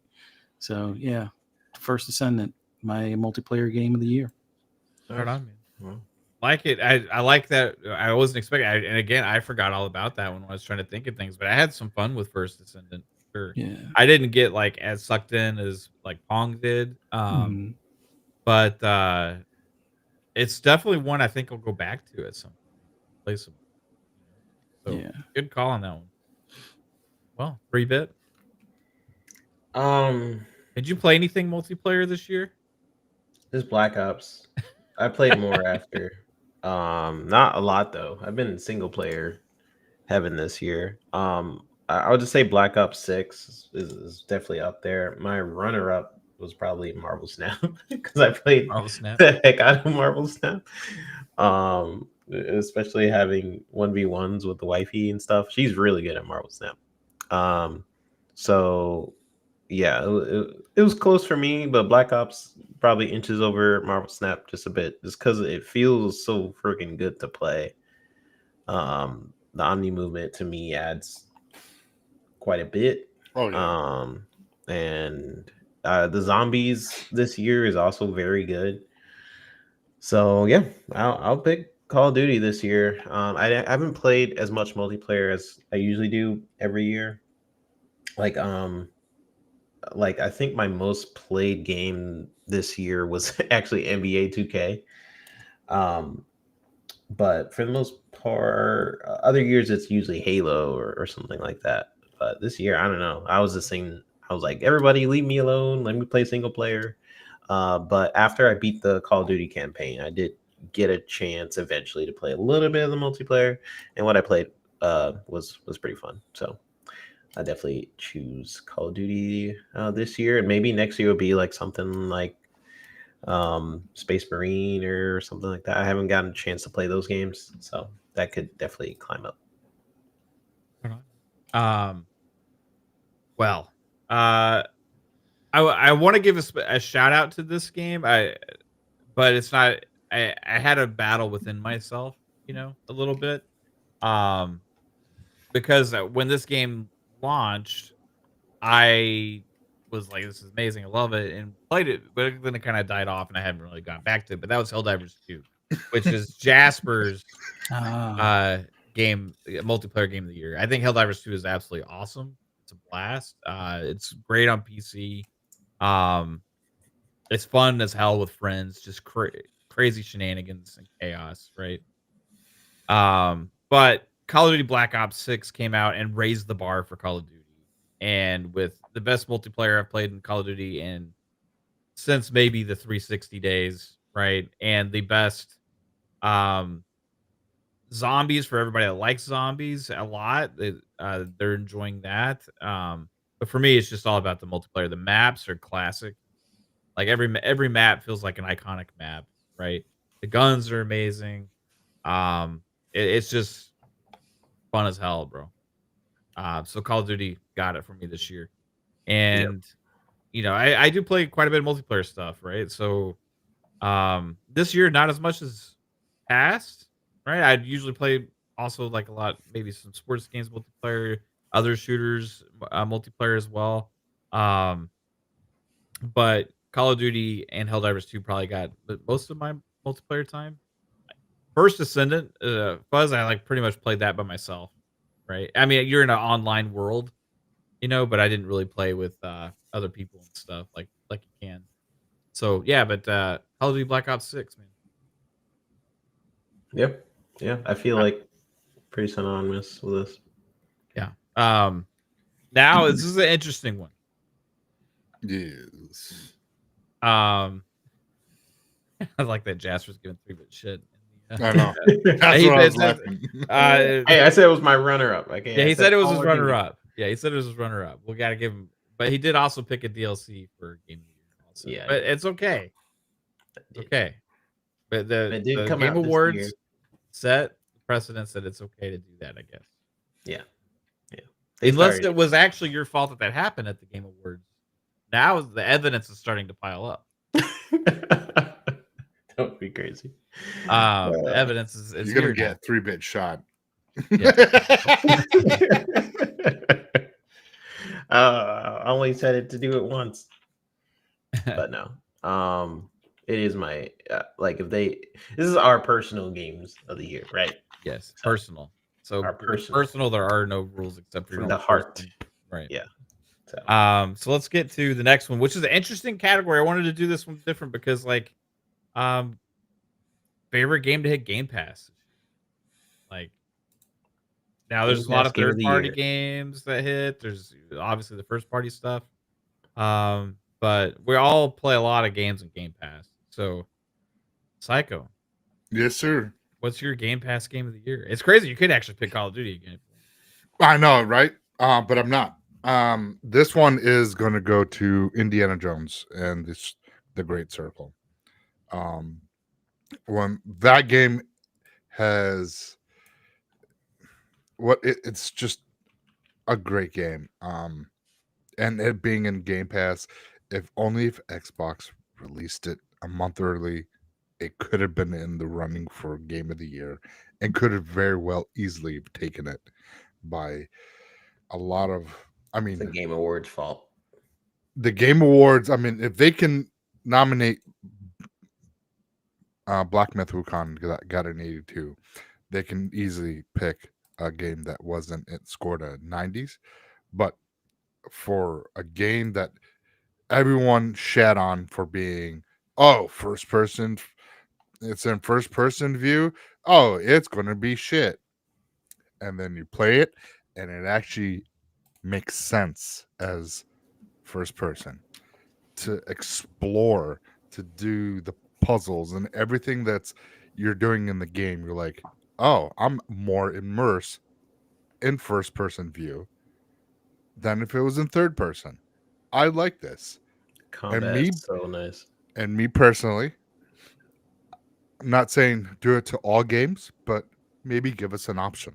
Give us a first person or third person option with these action adventure games. And we'll see, maybe more people will go in that route for first person. So I applaud them. They did something different than everyone else. Everyone would have, done the third person. They took a chance and it fucking worked. And so for my game of the year for Game Pass game of the year is Indiana Jones. Nice, man. Love it. Can't argue with you. I've been having a mental battle between a couple games, like even as we've been doing the show and stuff, like about how to finish off these other two categories because there's like some games like I want to talk about, but we don't have enough. We don't have enough. Fuzzy. This one was a tough one too, but like I said, I moved a couple around so I didn't have like duplicates. But I have to agree with Psychonauts. Indiana Jones, like this game is so much more than I was expecting. Like I figured, first person, like a Tomb Raider, Uncharted kind of thing, but in first person, that's going to be fun. They got the indie licensing. I knew that there would be like some of the quips and comments and comedy to it and whatnot. But this is so much more. Like just the amount of exploration, the fact that you can, find different outfits or costumes to kind of get through certain areas or to access certain other events and things along those lines. The fact that you can use combinations of your own pistol, you just got to make sure you got ammo, your whip, your fists, the enemy's weapon, if you knock it out their hands and grab it before they do. Just a number of things. And games have always had a hard time with that first person melee combat. This has got to be one of the best ones, at least in my opinion. I love the basically it's like real boxing in a way, and the fact that you can do the blocks and or parries and whatnot, and you can do a knockout uppercut or just clunk them on the head with something. Like there's just so much to it. The gun mechanics, while you can't really do a full out Rambo on this just because of the limited ammo, but it is so much fun being able to switch up from that, get behind cover, throw a bottle at somebody's head. Like that was one of the things. It's like, wait, why am I throwing the bottle to get them out of the way so I can sneak by them? I can do that, or I can bust it upside their head, kind of thing. It's just so much, and the tombs that you get to explore, just the different mechanics involved as far as like the RPG aspect of reading books and learning new skills or abilities and things like that. This is top notch. The set pieces, the cut scenes, the voice acting, not just of Indy, but all the characters. It just, this is the game that should have been allowed to be in the Game of the Year conversation. Hopefully, would it come into PS5 for next year, probably next May or whatever? Hopefully, they remember to nominate it again. Now, I'm pretty sure places like BAFTA and DICE will probably include it with no problems. But as far as the Keeleys, this definitely should have been a notable contender, possibly the potential champ at this point. But it whether it makes the Keeleys or not doesn't matter. It's my Game Pass game of the year, and it would almost be the overall. But there's one other game that isn't in Game Pass that I want to give some credit to. But this, it was tough between this and Stalker 2, but I figured this can be the Game Pass one. Stalker 2 could be the single player one, and here we are. Right on, man. Yeah, I mean, I'm really curious to see what you get to for Game of the Year. Can't wait to find out what that is. Your overall 3-bit. What about you for your Game Pass Game of the Year? Is this going to be some kind of 3-bit game? I was thinking about doing it. No, I'm not gonna do that though. Okay. My Game Pass game of the year is actually Hellblade 2. Oh, okay. I just thought the combat in that game was so amazing. I love the storytelling, the how they evolve some of the puzzles and things like that. Like I just really liked Hellblade. I love Hellblade as a story and Senua as a character. So it's just interesting to see her evolved story from the first one, and how she, in the first game, she was so almost afraid of her voices, and in this one, she almost embraces it a little bit more. And how they were able to make the combat feel like the scene in Game of Thrones with the Battle of the Bastards, where Jon Snow is just kind of fighting for his life, where you always feel like you're about to lose. Like props to the team, because I've never felt that feeling in a game before. So when I was really just thinking about my Game Pass game of the year, there was some repeats of things I was thinking about putting for my overall. My overall is going to be different. But for a Game Pass game of the year, that was like why it hits a little bit differently is it was also earlier in the year, and I was like, what the heck? This is on Game Pass. Like, what the heck? So I thought the performances also was fantastic. One of the best performances I've seen in games in recent memory. So yeah, I got to give Hellblade some credit here. So that's my Game Pass game of the year. That's a good one, man. I love that game. I think it took me 11 hours to beat it, and I don't beat a lot of games, but like that one pulls you through the story all the way, like compelling and to the end. Yeah. Like I graze a lot. I hop around game to game, or spend like a lot of hours in one, and then I'll leave it halfway through because something else comes out. But I think a game sometimes I appreciate when it's like a shorter game, and some people say it's like a 3 to 5 hour game. It's no, for me it's 11 hours, and I didn't go slow through this or struggle in any parts or whatever. But Yeah. having a game like that that you can just kind of play through and experience a great story and then be done with it is awesome. And I my runner up, believe it or not, it was funny that Lazy Sloth is in there because Ace Attorney was actually Was I it gonna considering be? yeah, I was considering it's just because I played it for so long and I found it on Game Pass, but they took it off of Game Pass. That's why I was like, I don't know if they put it back on, but it's not on there anymore. I bought it. So anyways, Yeah. I love the Ace Attorney as well, and like Coffee Talk and a bunch of other Game Pass games this year, but Hellblade 2 was definitely the top. Yeah, I'm wondering if we should have a different category at some point. Like, what's the 3-bit game of the year? You know, like It would be completely like Hellblade 2, Coffee Talk. They're completely right, exactly. separate games, but I love Yeah. them. Love them both. Yeah, nothing wrong with that. For sure. Oh, Game Pass game of the year. So it is like kind of hard for me to like pick which one goes for this and which one goes for overall. Yeah, I changed it. Because I'm not as far or like have put more hours into one than the other. You know what I mean? But like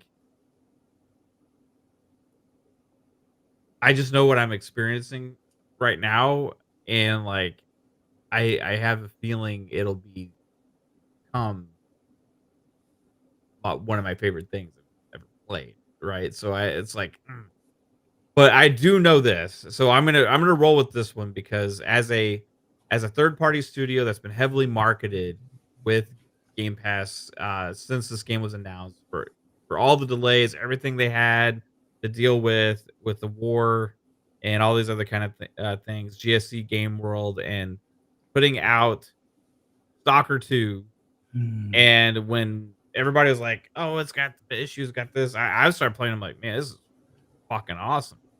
Like this game is great. I'm somebody that's tried to get into the Metro games, but really like each one, I was like, that's such a cool concept, awesome, but like I just couldn't really get into them. Stalker 2, I got immersed, bro. Like I'm into it 100%. I'm into the In the world. zone. Yeah, I'm into like the monsters. I'm into the being afraid to die everywhere you go, every step you take. Like the way the guns feel, the way all of that, all that stuff, man. I'm like super into Stalker 2. So, uh, and it's a franchise that I don't know if I would have been looking forward to or been as excited for unless it had been known that it was going to Game Pass and know that, hey, this is something I'm going to get to play, and is it going to have access to it? Learn more about it, get more excited for it, and then all of that's led up to me playing Stalker 2 and absolutely falling in love with it. So yeah, Stalker 2 is my Game Pass game of the year, which leads us to the big prize. The big prize overall game of the year. And overall game of the year is gonna get some Sorry. sorry, we have some things joking around in the background. The overall game of the year is I'm gonna be myself. Sorry. Psycho. Anyway. All right, sorry guys. Overall game of the year is one that always gets massive controversy, right? But somehow I'm gonna try and get Psycho to tell us what his overall game of the year is right now. So this one is gonna be, I don't know if it's gonna shock you guys, but it might shock the crowd. But my overall game of the year is gonna be Unicorn Overlord. That game for me was amazing. Probably one of the best strategy games I've played since Final Fantasy Tactics. And I mean, I loved it so much. I 100%ed it, and did everything I could do in it. Got all the characters, beat the arena. I mean, the game is just so freaking good. I went and found all the secret weapons. It just, I loved it. I loved it. I love it. I love it. It did not get enough praise at all. I wish it did. It was, from Vanillaware. It's not the A studio. It was the B studio of Altus. But it's just so fucking good. It's just I love it. And it's, if you have not played it, play it. There's a demo. I know some people didn't like it, but I liked how it's a different take because it's kind of like auto battle. But if you have to have the right people on the team that marry one another, so you can, because if you don't have the right people paired together, you will get killed and you will not progress far. Marry each other. So what I mean is have the right people on your squad. Oh, okay. Yeah, they're all in sync because some, counter what their weakness is. So, it's always I kind of, you always kind of want to have a healer, but also someone that does a lot of, that takes like the brunt force. It's just crazy. The strategy logic of it, of having your team, because you're not really doing the battles yourself because it's auto battle, but you setting up your team is just knowing that it just gets good. And the further you go into the game, and especially the arena, it took me a couple times to get to the right mixture of people to beat that the final arena boss, where you can actually get the person as to join your team, and that's really cool. So you can't get this person unless you beat the arena. So it's just one of those things that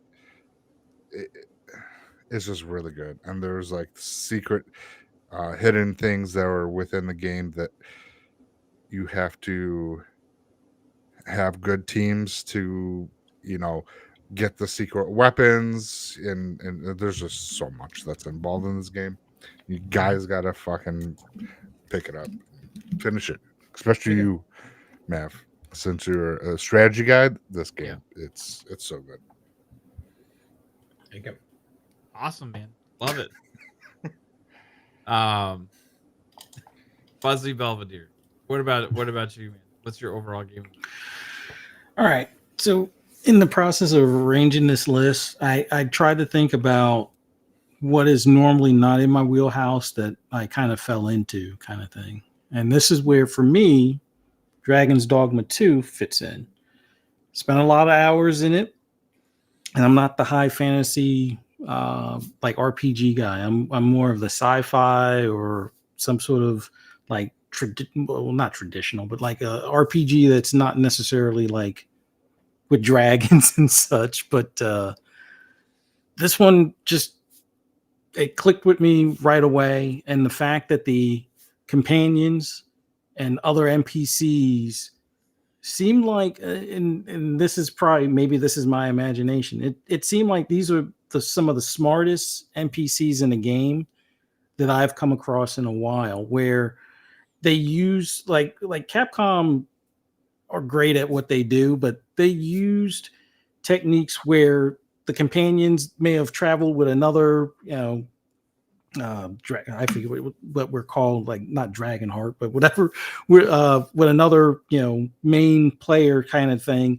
and figured out a way to either defeat those enemies, and they'll be like, hey, my arrows rang truer when, I shot, at these targets on like the stone creature, or, frost seems to make it easier to thwart these enemies or whatever. Or, hey, I think I remember seeing a chest last time I was in this area. And it wasn't always like it was like a hint, or like beating down your ear with them constantly repeating the same things.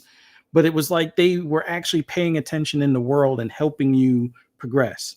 And it was funny because some people saw some of my gameplay and others' gameplay, and they actually thought that it was a multiplayer game. And it's like, no, these are player created companions that, from their journeys with their, creator, they, kind of they can help be a guide. So that was like a huge like game changer for me as far as that game. Never played the first one, and just like the character creator sold it for me right off the bat. Like having that as a demo, and I know that sounds real silly. A character creator sold you on a game when you don't know what the game is about, but the fact that they had such a wide variety of how you can make your character or your companion, that stuff like that, speaks to me. So it's like that hooked me. And then I know a lot of people were upset about the microtransactions and stuff, and I've yet to spend $1 other than buying the deluxe edition or whatever edition I bought. Which, by the way, CD Keys, always a great place to check out to get a better price, even at launch kind of thing. It was just an awesome game, awesome large world that feels lived in, a great map. A little bit harder to traverse in some areas, but they kind of like intentionally do it. So you're not necessarily gated you into an area, but they want to make sure that, some areas are left towards the end of the game kind of thing. But the fact that you could be walking around or taking a cart ride, like you could do it as fast travel, or you can, just let it play out as it normally would. Even with the fast travel, you might encounter, a goblin. Well, not a goblin, but you may encounter any other of the creatures in the world attacking the cart, or, let it play out where they attack the cart, you defend it, and then maybe another creature goes to attack that other one just because it was hungry as well. So just the random stuff that would happen, like dragons fighting dragons, or like the, I forget what they call them, chimera or whatever, where it's like part snake, part lion, part something else, like fighting the what looks like Bigfoot or something. Yeah, it was an awesome game for me. Spent so many hours playing that game. Didn't finish it. Need to get back to it, but that was the first half of my year was pretty much spent playing that a lot until Hellblade 2 came out. And then I think that's when I put it down. But overall, just the fun I had playing that game, the experiences, I mean, using other people's companions, trying my best not to catch that dragon clap disease or whatever you want to call it. Oh, yeah. Didn't have any of the issues that some had. Mainly played it on PC. Actually, entirely played it on PC because I didn't buy the console version, but just loved the game. And it's one that I will be going back to probably early next year, just before Avowed. But it's only because I think I haven't, with me not finishing Indiana Jones just yet, or not finishing Stalker 2 just yet, I would say that's why I positioned those kind of the way I did. I have a feeling Indiana Jones might beat it out in the overall at some point, but for right now, just my overall experience with that game, because I made it so much further down the storyline at this point with Dragon's Dogma 2. That's why I gave it my overall, just because it was a 9 out of 10 all the way through up until I put it down for Hellblade 2, and loved that game. The only reason why that game isn't on this list is because there were a lot of other great games, and the one thing I would like to see from Hellblade 2 that would have probably kept it in this list would have been like a nightmare scenario where you're fighting constantly, like I hope they had battle of fighting for your life, and it feeling like you're fighting for your life. That's the well, I mean, the story was great. The having the other characters that you would travel with was great as well, but the battles, I think, was the main standout for me, and the visuals. But the battles themselves were like, you're not button mashing your way out of it unless you got it on dynamic kind of thing. But that's the only thing that maybe they add that as like a free update or something later. But Hellblade 2, honorable mention, but Dragon's Dogma 2 is my overall game of the year. Thank you. Nice, man. Love it. Game has been kind of long forgotten about by a lot of people, even though it was released this year. Did it get nominated for any?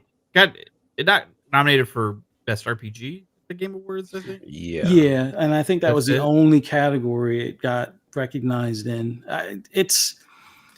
I think that's the problem when we have these award shows that are targeted towards the end of the year for marketing purposes, as opposed to giving the full breadth of the year to review all the upcoming titles. Like NPCs or just overall world presence. I think that should be something like livable world or lived world should be some sort of recognized category at this point as well, because as technology becomes better and better, and we're AI eventually becoming something that's integrated into games more, I think we need to look at stuff like that. Like I expect GTA 6 to have an awesome amount of NPCs that have their own lives and daily dealings and stuff, but no, Dragon's Dogma, I feel it got snubbed. I'm not going to comment any further on the DLC being up for Game of the Year. I just that was what was like the straw for me for not watching the award show. But I obviously I watched it, but hanging out with you guys and watching the unveils was the key factor. If it wasn't for that, I would have probably just waited for the YouTube videos afterwards. Yeah, you can't play DLC without the core game, which came out the previous year, which already won the award. Just create a category for DLC. That makes more sense. That's the non-lazy way of doing it. But I've rambled enough. I'm sorry. Yeah, right on. No. Well, 3-bit. What you thinking? What's your game of the year overall? Overall game of the year, I beat several games this year, more than I did last year. I played less multiplayer games, but I played a lot more single player games this year.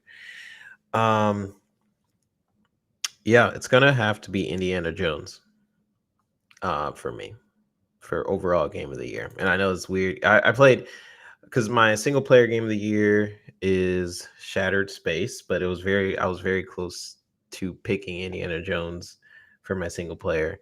So I pushed it. Then of course multiplayer Indiana Jones doesn't fit there. My Game Pass game of the year, I had to give Hellblade 2 some recognition. So right now, overall game of the year for me is Indiana Jones. Just the combat, when I'm feeling like everything Fuzzy said when we were talking about Indiana Jones, to like how you can make decisions in combat. Like you can essentially use your whip, take away someone's gun, pick up the gun, shoot. But when you shoot, that makes other guards want to shoot. So then you're running for your life. You're like ducking. Things can like get chaotic really quickly, and I freaking love it. Like, and it also promotes you playing it stealth like, or if you just want to just like punch some people, punch some guards and stuff, you can kind of flip back and forth between that, which I really like because I love stealth games. That sort of Splinter Cell, that where you're just hiding in the shadows and figuring out ways to enter a base. That is they do it like really well here. And how they divide it, where it's Indiana Jones is basically like an open world game in a lot of sections. Like per chapter, you basically like they're like, here you are, you're in Vatican City. Good luck. Explore the map how you want, and then they kind of reward you for that. And then the upgrade system is really cool. There's just so many things. Yeah. Why I really like this game and why it entered my game of the year. Not even done with it, but I'm pretty far in terms of hours played. But I'm taking it slow. I'm not trying to beat it too quickly. but right now it's my overall game of the year. It's super impressive graphically, gameplay wise. The performances of not just Indiana Jones, the other characters too, are really good. Like it's got a really good cast. Um, like even the people that are supposed to be outlandish, and I said they might do this really well, and they did. Like something that Machine Games does really well is take really outlandish characters that are Nazi robots or whatever, like they did in Wolfenstein, and make them feel, I don't know, this fun and believable in a way. They do the same thing here with Indiana Jones, and this is also one of the best Indiana Jones stories so far, which I've been clamoring for a while, because we've had like hit or miss movies. I Not a lot of people like the Shia LaBeouf ones. I thought it was fun. It was good, but the last one I did Yeah. not really vibe with. Um, so yeah, for me, overall game of the year for a lot of reasons. So good. It's better than what I expected. So I can't praise the game enough. I almost put it in a couple of categories, but I wanted to give a spotlight to some other games out there like Hellblade, and Black Ops was freaking fantastic multiplayer game. And then I played my most played game this year was Starfield. So of course I had to sneak in Shattered Space, but Indiana Jones is my overall game of the year, and I recommend everybody in the chat to play it. Let me know what you think about it, but I thought it was great. Freaking amazing. Awesome. Can't argue with you at all. Because it is also my game of the year as well, which I had a lot of wrestling to do with this Yeah, decision this is because hard one. I mean, the game came out recently. I'm still kind of earlier into the game as well. Um, Stalker 2 was, I think, had been decided that it was like hands down game of the year, but when I was playing the Vatican level and Indiana Jones, is like that's the most like that's like one of my favorite levels of all time in any game. Like I just wanted to, sneaking around, going places, doing things, but like I want to Yeah. go everywhere. For me, that was Like a second level because like I don't know, I didn't realize the gravity of what you could do in that first level. Mhm. And then I was like, wait, I can go here and there, and then I realized that in that Yeah, second level. But so good. it's just like I love Soccer 2 so much. So it's like it's for me it's like just wrestling with this like. But I know what I'm experiencing in Indiana Jones now is going to be one of these games I always remember, right? And like part of it is just how amazingly true to the feeling of Indiana Jones it is, right? And just simply, if you're in like the tombs or tunnels or whatever, and you're exploring around and like carrying the torch and looking around as like branching paths, you can decide where to go and what to do, and you never know what you're gonna find, right? But also knowing like there's kind of like they kept it. I know there's always the supernatural esque stuff that happens in Indiana Jones, but like within until in the movies at least, they keep that at the end, and then like so like in the game, I always have this kind of like comfort that I'm in the real world in a way. Like there's not gonna be a zombie come out and jump at me right now, possibly. I hope not, cross my fingers. But the environment like you're feeling like you are somewhere that's been abandoned for thousands of years, and like and it tells a story within itself, right? Where you think like this place, I wonder if this actually exists in real life. Like, is this actually under this building in real life? Like, it could be because it's that believable. And it's believable to the Indiana Jones like world, like um the combat is grounded but fun. It's I was walking around, sneaking around that level in the dark, the first thing you do Yeah. after the very intro. Mhm. And I was walking around, sneaking around and stuff, and I was like, I picked up a gun that I found as like a rifle, right? Oh, there's a rifle here, you know? Shit, I don't want to use it. But I can't just carry it around. What am I gonna do if I carry it around? Because if I use it, it's gonna draw the guards. But I'm trying to sneak right now. So I'm like, but this is a fucking rifle. I want to fire this damn thing. First time I'm finding a rifle in this game. I want to fire it. Yeah. But no, it didn't fire it. I was like, I'm gonna be smart and drop it. But they have the map. I like the way the map system works, so it's clear where you need to Just go. use a rifle as a battering ram. Yeah, I was thought about it, you know. But like, I think it's right trigger to swing, right? Yeah, you can so I think naturally when you pick up a gun, it's like automatically aims and you can switch it so you hold it like a battering ram. Like, Oh, okay, yeah. Yeah, I think You it's press X or X or something like that. Oh, I should have Yeah. done that. Yeah, that'd been. yeah, I didn't know that till Um, like way later. And I figured it out after I ran out of ammo. I gotta do Right on. stuff with this thing. Yeah, so I just love I love the finding things. I love exploring in the game. I love the dialogue. I love the just the little things they'll just randomly say and stuff. Like um it's gonna be like a game that we all look back on and remember, I think. And it'll be one that gets replayed, you know, because you think you'll play like, oh, I didn't find this the last time I played it, or I'll want to go and like look up what did I miss, you know. yeah, I didn't know, Um, but you can go back. Yeah, you can Which I was like, travel to other oh, places. that's so cool. That makes And you a get lot more sense. outfits like Hitman style. You can blend in with people and places and stuff. There's so much cool shit in this game, dude. And it's also just extremely well made. Like just the amount of polish, like it's super polished. There's like little things here and there, you know what I mean? But like between the voice acting, the graphics, how big the levels are, like how detailed everything is, it's just like one of those games. It's like wow, like they nailed it, right? Every aspect of it. So it's what you would want a great studio to be capable of making. Yeah, it's And better they did it. better than I expected. Yeah, And I expected a lot. So yeah. Best. It might be the best first party game I've played this generation. Hmm. yeah, you I mean, can't just from in like general.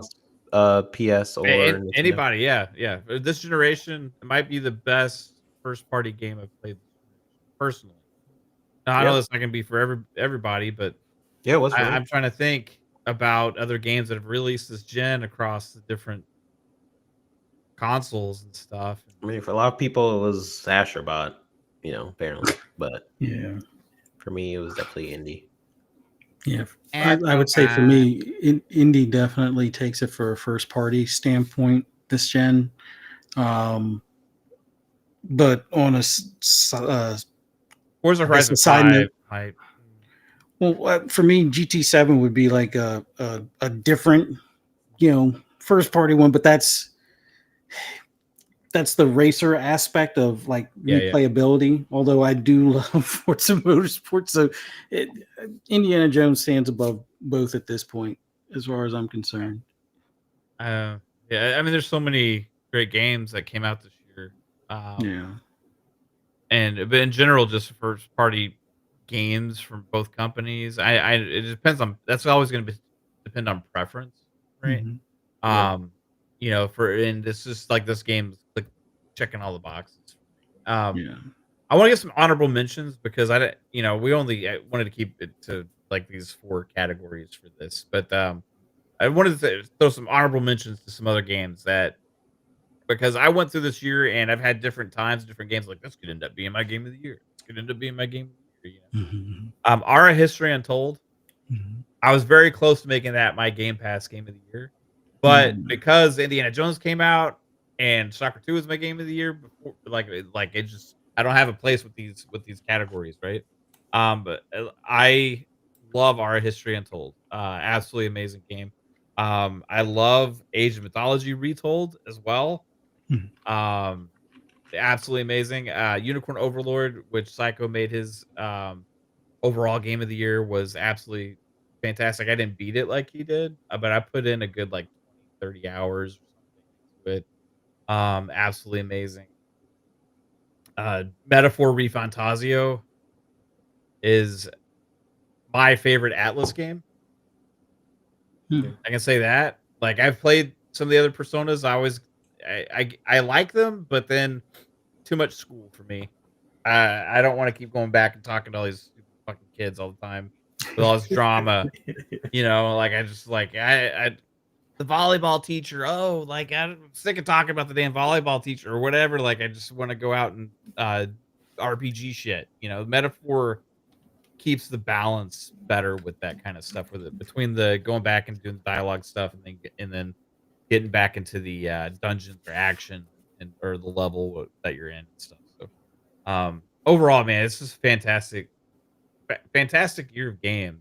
And the biggest regret I have is there's so many that I didn't have enough time with. Like you talked about going back and playing Dragon's Dogma 2, Fuzz. Like I want to do that too. Yeah. Right, but I still want to beat Soccer 2. I want to beat Indiana Jones. I want to finish Festival of Hatred. I want to fucking do this. I just Path of Exile 2 just came out in early access. I haven't put enough time into that yet. Like there's just so much out there right now in all these different genres, all this variety, all these games getting updates all the time. Age of Mythology Retold, I just started trying to get into the update on that, and it like I got something else to play right now. So man, it's just been an amazing year. But yeah, that's we're gonna do we have any tidbits this week? Yeah, Tidbits is going to be a bit weird, I think, until the end of the year. Yeah, it's like there was slow.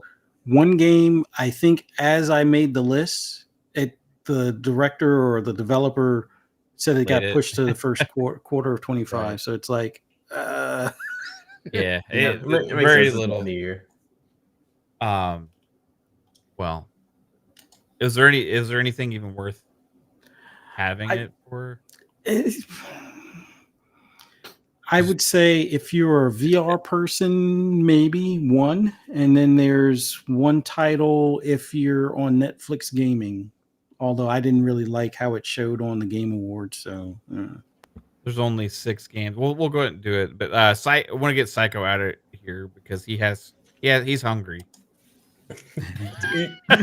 I'm hungry and I gotta work tomorrow. Yeah, it is the holiday hours at work, so I'm happy that you were able to make it today, though, bro. Yeah, 100%. Yeah, today was a rare occasion. I actually had the day off, so I was like, sweet, and I was like, yeah, I'll definitely be on. And then my stupid ass was playing Snap, so I missed, But what a great show! I was glad that we all got together and expressed our game of the years. I can't wait to hear what Pong's is if you're going to do something for PM and PM in a couple days. But yeah, I'll ask him on the show like his 100%. Chat, you guys have been phenomenal. Thank you for coming by. He spelled my name wrong there, but it's okay. Yeah. I mean, I'll have Father spell it for you. But yeah, no, chat, thank you for stopping by. Fuzzy, 3-Bit, Mav, you're my brothers. Happy holidays. Happy holidays. Yeah, hit us up. Let us know if we're going to be doing the holiday shows this coming up next week. So see me on Facebook. Oh, not Facebook. Fucking X, Twitter. Okay, I was typing Psychonauts, Facebook. Yeah. Funny. But yeah, thank you guys, and you all have a great night, and I'll see you later. Peace. Later, bro. Have a good one. Oh, I forgot to tell you one thing. I found a gem. I picked up Street Fighter Tekken Special Edition 360 game. The Capcom put it out back during the 360. I've never heard of it, but it's a Street Fighter Tekken game, and Street Fighter Cross Tekken. Yep, I never saw it. You ever so heard it? Yeah, No. no, it's pretty no, cool, man. someone traded it in, and I picked it up and got it for a good deal. Yeah. And, I have So to- the story of that is originally when they announced that they were making that game, they were supposed to have it was a plan to do 2 games. There was going to be a Street Fighter cross Tekken, Mhm. and then there was going to be a Tekken cross Street Fighter in the Tekken style. Oh, okay. But they ended up only doing that one, I don't think, because it did very well.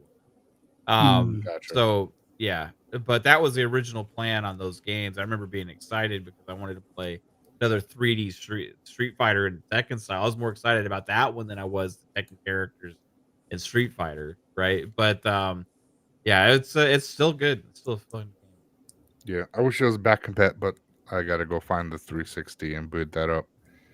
So, but Cool. all right, y'all, man. take a Have a good good one. Have a good Yeah, one, take it, man. and Take it. We'll take a good. take it, leave it, do what you want with it. Later, guys. Bye. Peace out, dude. Later. Oh, and then Spartan 661 said goodbye to Psycho by gifting 1 Fun Speculation membership for the channel. Appreciate you, Spartan 661. Choo choo. Choo choo. Choo-choo. Look at me, I'm 3-bit, I'm the conductor, this is fun. Choo choo, choo choo. Choo-choo, choo-choo. Oh, he did it again. Spartan 661 with another Fun Speculation gifted membership. Shout out to you again. Appreciate you, Spartan. Spartan. Choo choo, choo choo, ha ha ha ha ha. Also, I got to that the Indiana scene. Jones one. Finally got to that scene in that game. I passed it out, but like it makes a lot more sense. Like I've been seeing it on this show for so long that I forgot what led up to that scene. Yeah. Anyways, I always picture like, oh yeah, Indiana Jones is gonna get a donation, and then the guy's gonna say choo choo, or I don't know. It's like You ingrained. think Indiana Jones is gonna have memberships? He's like, Yeah, he's getting "You membership. motherfuckers, welcome to the speculation train. We're sitting here in a Mach 3.0." Yeah, no, Yeah. all right.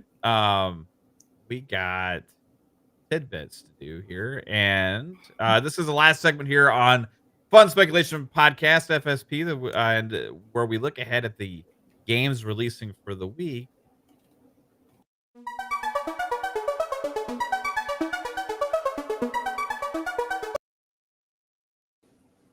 All right, let's see what we got here. Let's see what Fuzzy hooked us up with on tidbits this week. Again, if there's nothing good, video game wise, to look forward to this week. It is, as always, 3-bit's fault. Right, this- got Botany Man.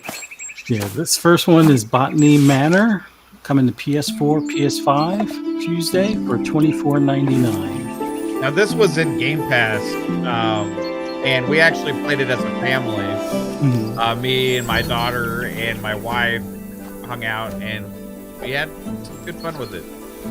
Oh It's a yeah, puzzle game, yeah. Yeah. is it multiple players or everyone just kind of watched around? No, it's single player. It's puzzles, so I'm too stupid to figure them out. So we work together as a team. Product not yet ready. Yeah, it was really good. So now it's coming out for PSP. Yeah, it Yeah. was a timed exclusive, I guess. Yeah. All right, this next one is Flint, Treasure of Oblivion, coming to PS5, PC, and Series X and S. This Tuesday for $39.99. The best way to recruit good sea dogs. This whole city was full of treasures and just waiting to be looted. I had it all together on land and at sea. Very good Obviously, translation. nothing went as planned. Defeat was stinging.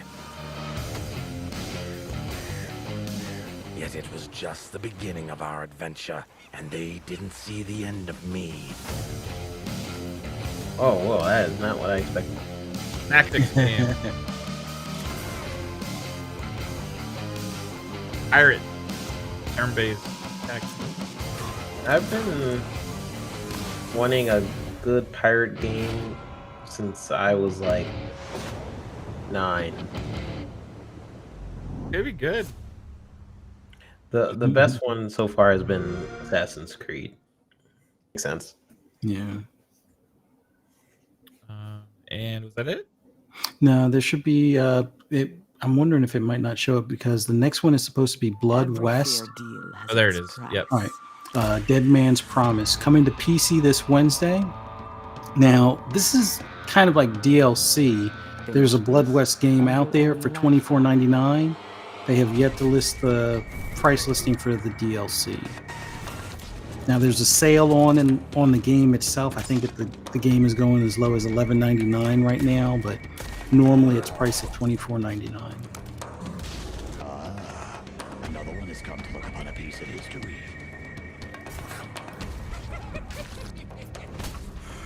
I actually like the style of this game.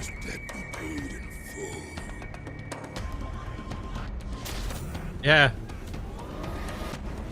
Pretty cool art style for being like retro-ish, like 360 era, I would say, maybe. Yeah. One day this will end. But this ain't. Blood West. Dead Man's Promise. 18. Okay, that was probably my favorite one. Yeah. Now this next one, it's already been on console and PC, but it's finally coming to a iPhone or Android device or Mac near you this Wednesday. They've yet to list the price.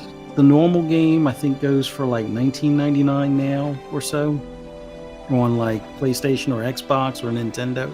Yeah. But mobile games are usually like half that or quarter of that. So expect between $4.99 and $9.99. There's a lot of people that love this game. Yeah. What do you do? Sail. I don't know. Okay. You sail, go fishing. I think fix or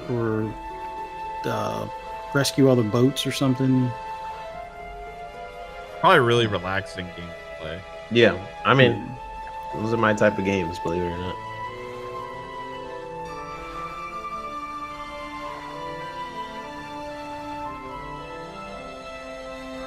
Dang. Now people can take it on the go with their mobile device, or I mean, for freaking- those that refuse to go to PC and stay on Apple, they can now play it on their Mac. I wonder how they track the text in there. I don't see track. That's over 36K followers on our social media network. It's like a random one. Very cool. I might have to check that one out. I mean, they could have did a better trailer. Yeah. It's just. Oh, there's more. Wait, Oh, okay. one more thing. Oh, there's Kind of Peter. reminds me of what was that? What was the movie the game I just played? The Still Waters or Still Wakes the Deep or something like that. Oh, yeah. Oh, yeah, I remember you playing that. Black Games. Team 7. Oh, it's Team 17 also. Mm-hmm. They did Overcooked. Yeah. All right. This last one is Alien Rogue Incursion, coming to PSVR 2, MetaQuest 3, and Steam VR this Thursday for $39.99.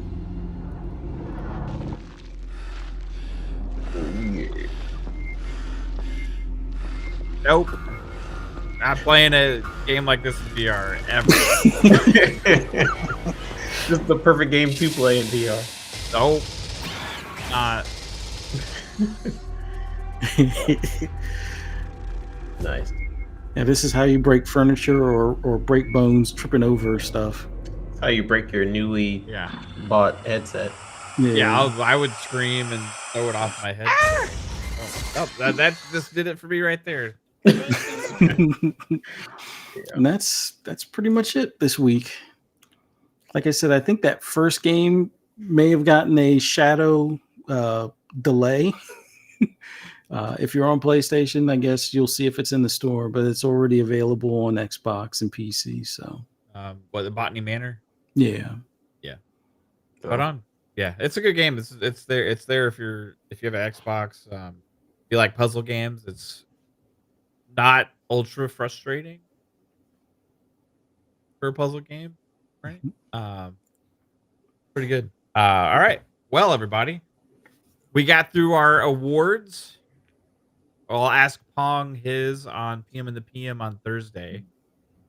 And then we'll have some fun discussions. The Twitter's melting down again because Satya Nadella said the same thing, that there's no new Like news. he restated what he said before. Yeah, don't really know what's going on. Although there was one interesting thing he said was that they're going to basically they mentioned something about the future innovating consoles and PC and but he mentioned consoles again specifically. Like everybody wants to say they're done with all that and stuff. Yeah. Why do you guys want that? It's like such a weird. I They're not don't know. saying that. The only people saying that is not Microsoft. It's every day like the same thing as we already all know this, but as anybody mentions it, it's like all happens all over again. Interesting. But that's I guess the world we live in with this stuff. We'll talk more about some of that later this week. I didn't want to get too much into it because I think it's just a lot of overreaction on social media about some of the stuff right now. But well, gonna have good couple days coming up, and then we'll have PM the PM on Thursday at 7 p.m. Eastern time, and then Xbox Ultimate Friday at 9 p.m. Eastern time. But hey, Fuzzy Belvedere, besides watching Sweet Meats, where can everybody else find you? Oh man, this was awesome. Awesome being on the podcast with you guys. Always awesome when we can have Psychonauts on here as well. Glad he was able to join us tonight. For those who want to hear my rambles and rants on anything gaming related, just follow me on the app formerly known as Twitter at Fuzzy_Belvedere. Also on Blue Sky, Instagram, Threads, everywhere but Facebook. Yeah, this was awesome. Look forward to Friday night with you guys. Yeah, I can't wait to talk about people being upset with Satya and being upset to be upset. I get it, but just enjoy the games. The games are still available on your console. Play them there if you choose to, or play them on PC or whatever, but just enjoy the games. The rest is noise, but that's all. Yep. By the way, also, if you have Game Pass Ultimate, they're giving away Battlefield 1 Revolution for completely free right now. So Wario64 on Twitter put out a post that has a link. So, but it's for just one day, and I don't know what time it expires. It's 11:34 Eastern right now, so I would get your ass over there right now and get it just in case. Like it could mean tomorrow night, or it could mean that it's been up for one day and it's it, right? But yeah, I'll try. I don't know if this link works. So Battlefield 1 Revolution, which is it's a base game plus premium pass. Ooh. Yeah, I think I already own it. I thought I did because I remember buying Battlefield 1 when it came out, but whatever this is, I didn't technically own. So I think it might be because it has the. Oh yeah, I guess I don't have it. It's $3.99.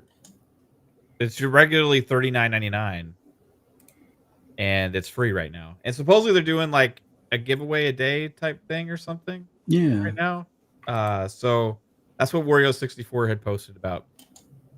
Get it. Awesome. Yep. And 3-bit.